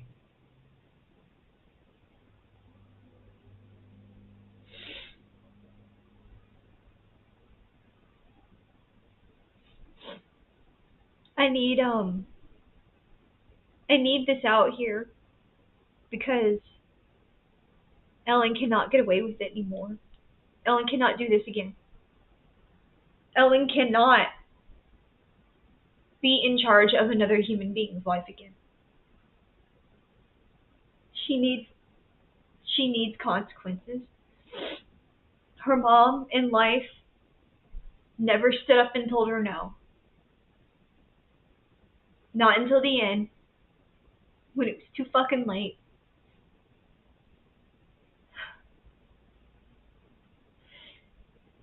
Paula deserves justice.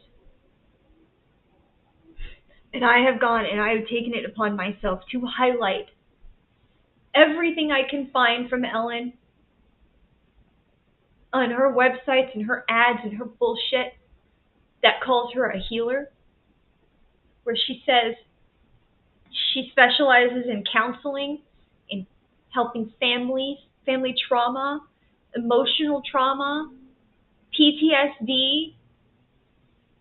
She says she's a nutritionist, and look what happened to her mom. Is this the result of the nutrition she gave her, or is this just the neglect? Because I can already tell you, Paula knew it was neglect. I know it's neglect. Dave knows it's neglect. But is there more on that neglect? Is there also willful? This is malicious. Ellen didn't just not notice her mom wasn't doing good. There is a text history of her complaining to her mom and blaming her mom for her health instead of helping. She's a fucking healer and she can't help her own mother. She can't get the weight back on her, and she was fine without Ellen. Everyone that I have talked to so far has said that when Ellen wasn't there, Paula was doing things. She was teaching. She was going to rallies. There's pictures of her being dressed up and out doing things in places. And all of that stops when Ellen comes in, and then she loses all that weight, and then she fucking dies. In less than 2 years, she's dead. I believe Dave when he says his mother would still be alive if Ellen wasn't there. I understand that a lot of what I said is my personal experience, and I need y'all to understand that my experience is real and it happened. But I know that I have never been able to go to court about it. And I don't even know that anything regarding what happened to me will be addressed. But I hope that the fact that I am able to testify as to what Ellen is capable of will help Paula get justice. Because when you're afraid to sleep in your own bed because of someone in your house,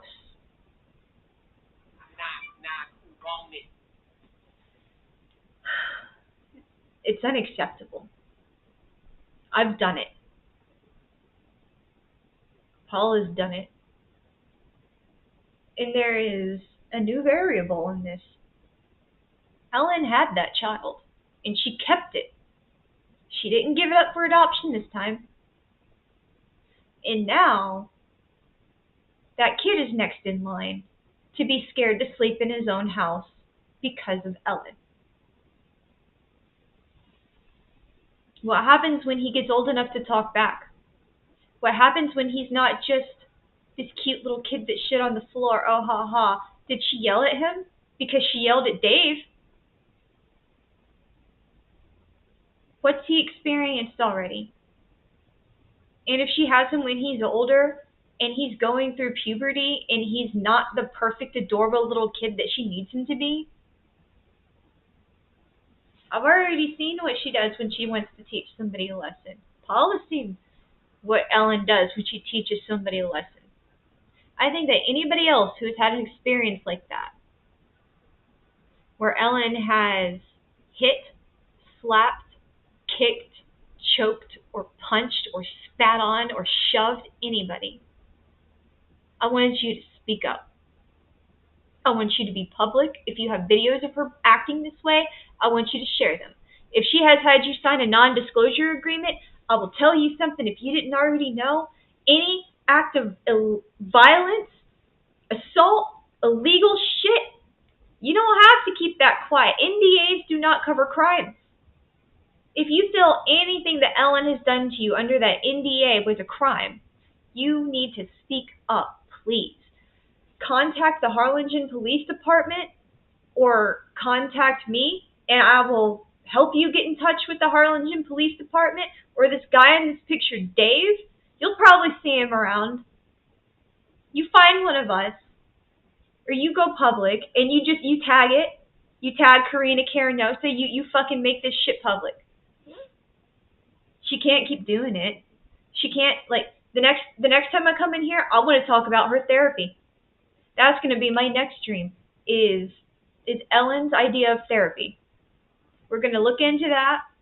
We're going to read the testimonials. We are going to try and listen to some of her therapy bullshit. We're going to do a fucking commentary on it. We're going to see what she has to say for herself. But I want you to see this. That's not love. That's not love. And that is where we feed the cats. She beat her mom where we feed the cats. That is Paula's blood. That is blood. All in her scalp.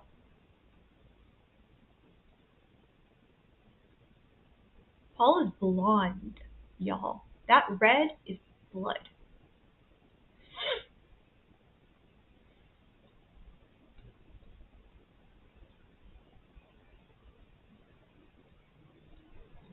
I know that look in her eyes.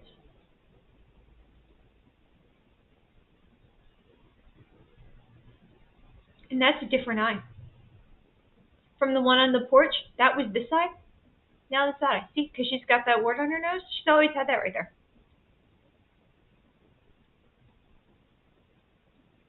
Two different instances with black eyes.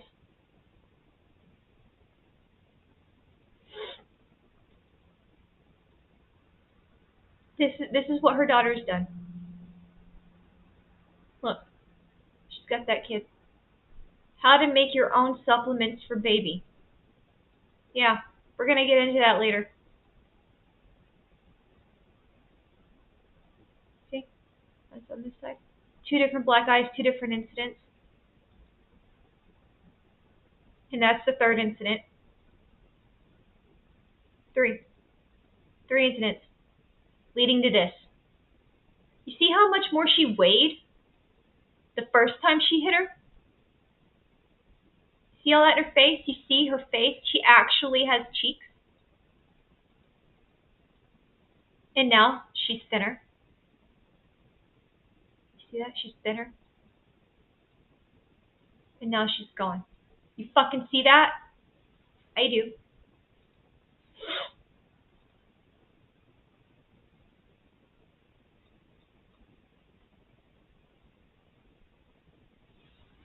I got text messages.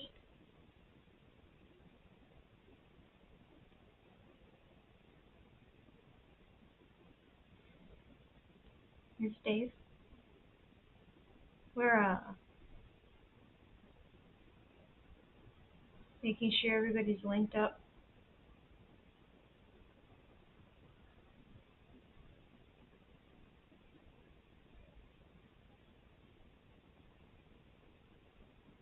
Okay. My Facebook is giving me notifications for both profiles. That's cool.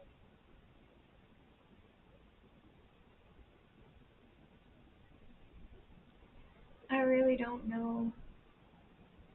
Why is it in light mode? Oh. Yeah, I'm sorry everybody for your loss.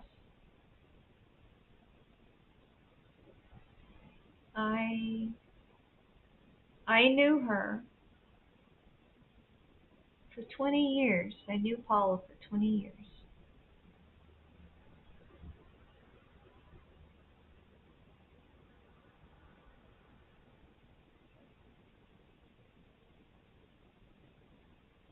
And she was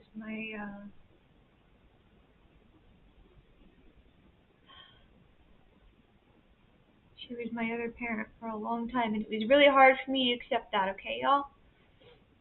We had a lot of tough times, but 20 years. I called her every day for every year, 20 years, Mother's Day.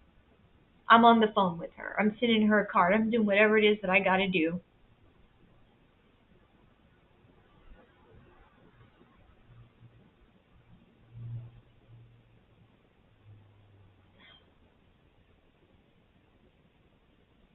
I can't fucking believe.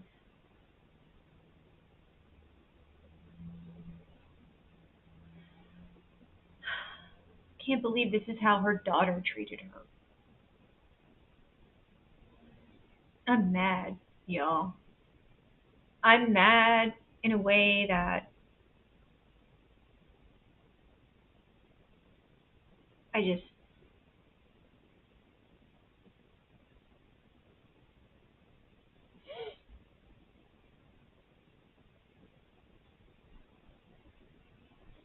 Dave posted another video.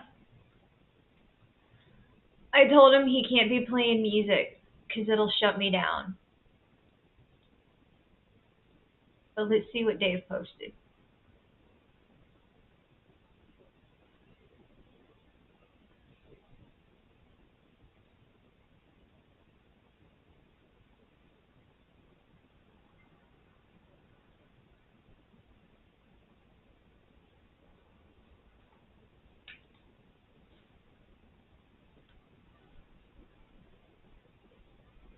This is Dave.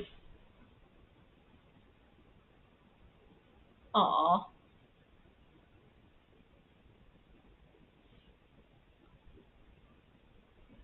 Oh, that's so nice.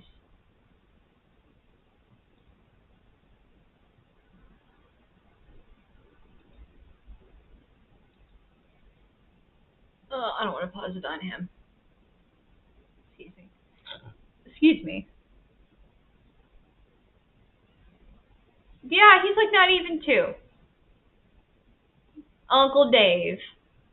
I love this so much.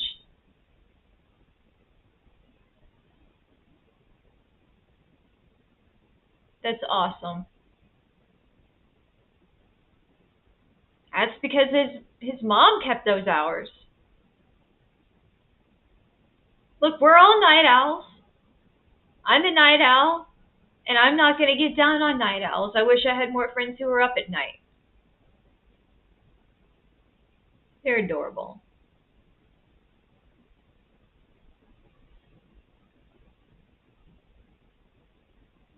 Yeah, it's so good to see Dave.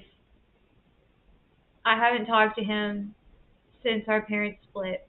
I saw him once at a gas station and we exchanged phone numbers, but I was moving to California and I left everything behind in Texas, you know? I left all my memories and thoughts and I just I needed to start over. I needed different because that 20-year period there was a lot of heaviness and a lot of it was Ellen, like almost all of it was Ellen because Ellen never turned around and started treating me like a human being. Ellen never apologized for anything. Ellen never achieved that state of enlightenment that she's trying to sell to other people. Dave has given me permission to post all this.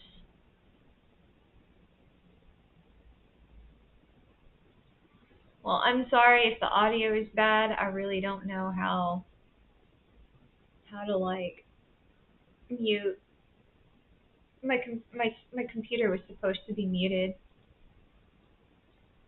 but I think sound was coming out. Yeah, oh my god, I muted everything. And then it didn't. I don't know how to do this. I don't know how to do audio and it not have that feedback echo. So we're gonna have to try that for the next stream. Um, I was hoping that I got everything that I needed to that's important in this one up, like an introduction into who Karina Caranosa is. This is what Karina Caranosa claims to do, and this is how I know her. This is my testimonial into how I met and experienced Ellen Ring. I have no idea if she actually believes the things that she said and published online,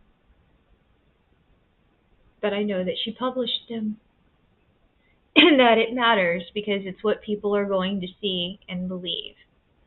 And people who are desperate and in a time of need could stumble upon her and fall victim to more of her abuse. And one of the reasons she wants to leave the country is so that she can find a place that doesn't have laws against the kind of abuse that we have in America. She wants to go to a place where medical practices are more lax and determined by the person producing the care than any kind of ethics committee. So I don't want that. I don't want more people to be victimized. And I know I said I was going to sign off here, and then Dave sent me something, and I wanted to check it, and we checked it. But here I am. I'm going to sign off now. But I seriously want everybody who could know anything about Ellen, even going back to Nacogdoches, Arkansas. If she abused you, if she attacked you, um, if she's had any interactions with you that you recognize now to have been her scamming you or in any way victimizing you, um, please contact somebody. Please contact us. Please reach out to the Harlingen Police Department where her mother died. And if you know anything about her mom, please speak up. If Ellen has claimed to be a friend to you, can you please sit down and reflect on that? Do you believe that your friends should cuss out a stroke survivor with depression and tell them to hurry up and die already? Like, what quality do you need from your friends to feel safe in that they are your friends? And does Ellen give you that? Or does she just beat you down too and tell you that your hangups are your fault?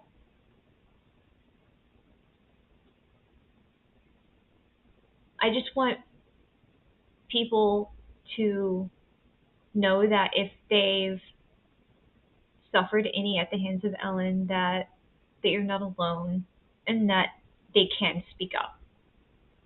And I am speaking up. And I haven't told anybody about this before, with the exception of telling my dad and my mom when I was 10. I was my 10. I was 10. Um, I did not tell my counselors. I vaguely mentioned it in my diary. I have a diary entry here that I want to get into in another post.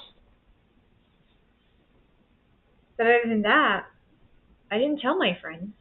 I didn't tell my partners. I wanted to bury it as far down as I could. Because when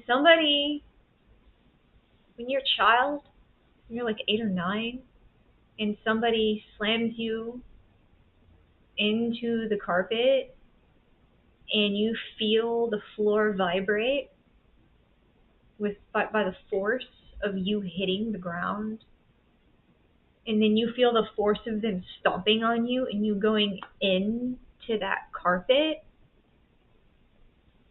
it's horrific. And you don't want to remember it. And I have sensory processing issues. One of them is sensory memory. I can remember things that I smelled the first year I was alive. I can remember how things taste. When I have a memory of a place, that memory usually comes with a physical memory and a, a sense memory for smell and taste. And sometimes I feel like I can hear the echo of things that I've heard before. So sometimes this comes in handy, like when I have my head radio, when I need to be distracted and I'm in an area with nothing and I need to create my own noise, I can hear music in my head and it's really nice. But when we're talking about PTSD and we're talking about remembering every fiber of the carpet grinding into my face, it's not a good memory. When we're talking about Ellen shoving her foot so far into my mouth that I have TMJ, it's not a good memory. And I tried to drink a lot to get rid of it. And I started that when I was a kid. I think I was like 12 or 13 when I started that. And I didn't stop until I was in my mid-20s. And I will tell you, there is no amount of Jack Daniels in the world that will get that feeling out of my mouth, my face.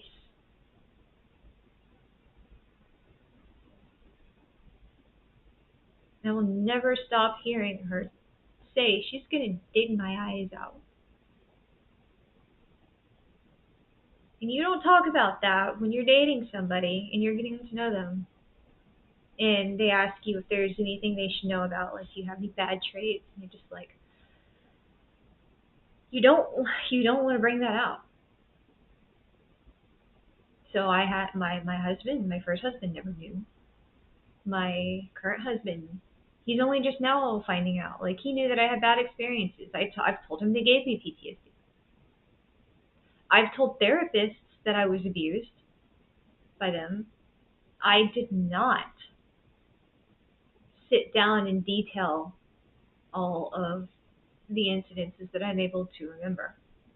And for almost every one of those times that she was beating me, after I hit the ground, after a few kicks and punches, I would black out. I would go somewhere else.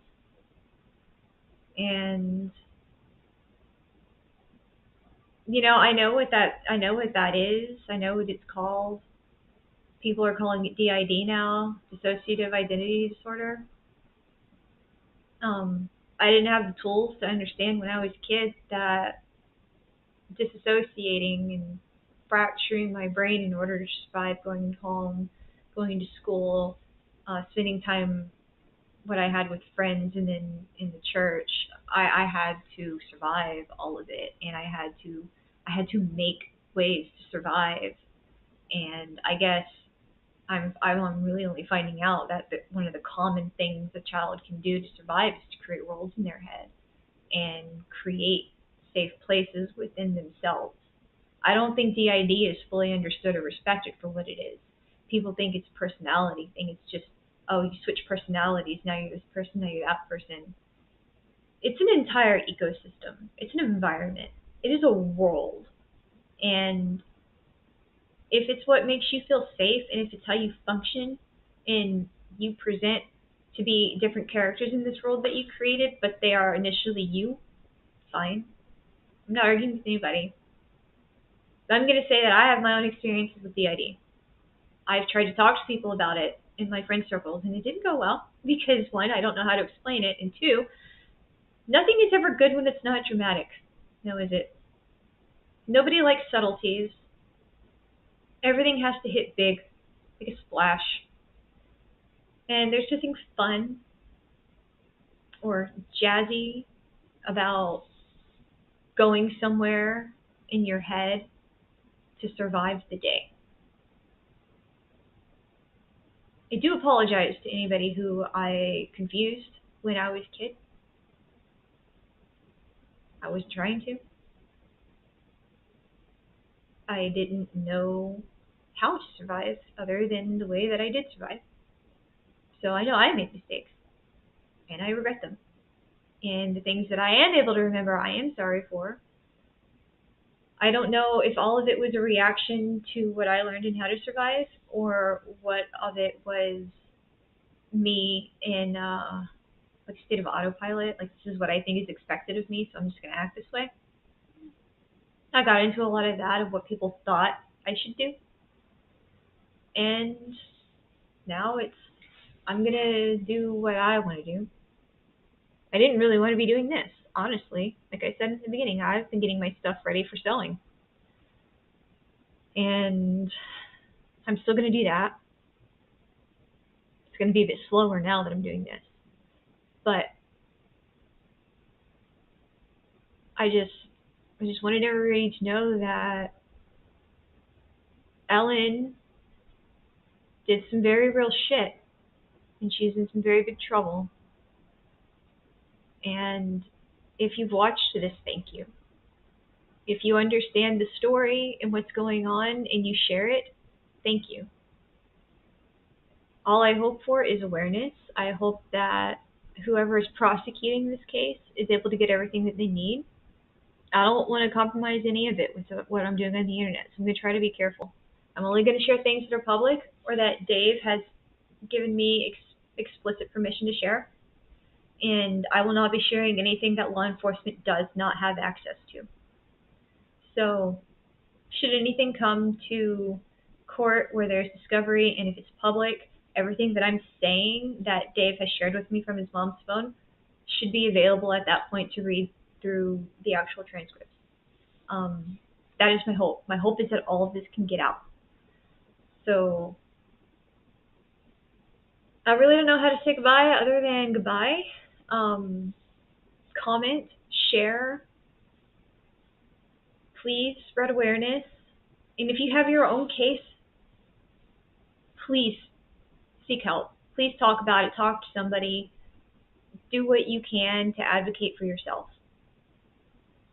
It's never too late to advocate for yourself. Even if it's the last thing you do, if the last breath you take is for freedom, please take it and take care of yourself.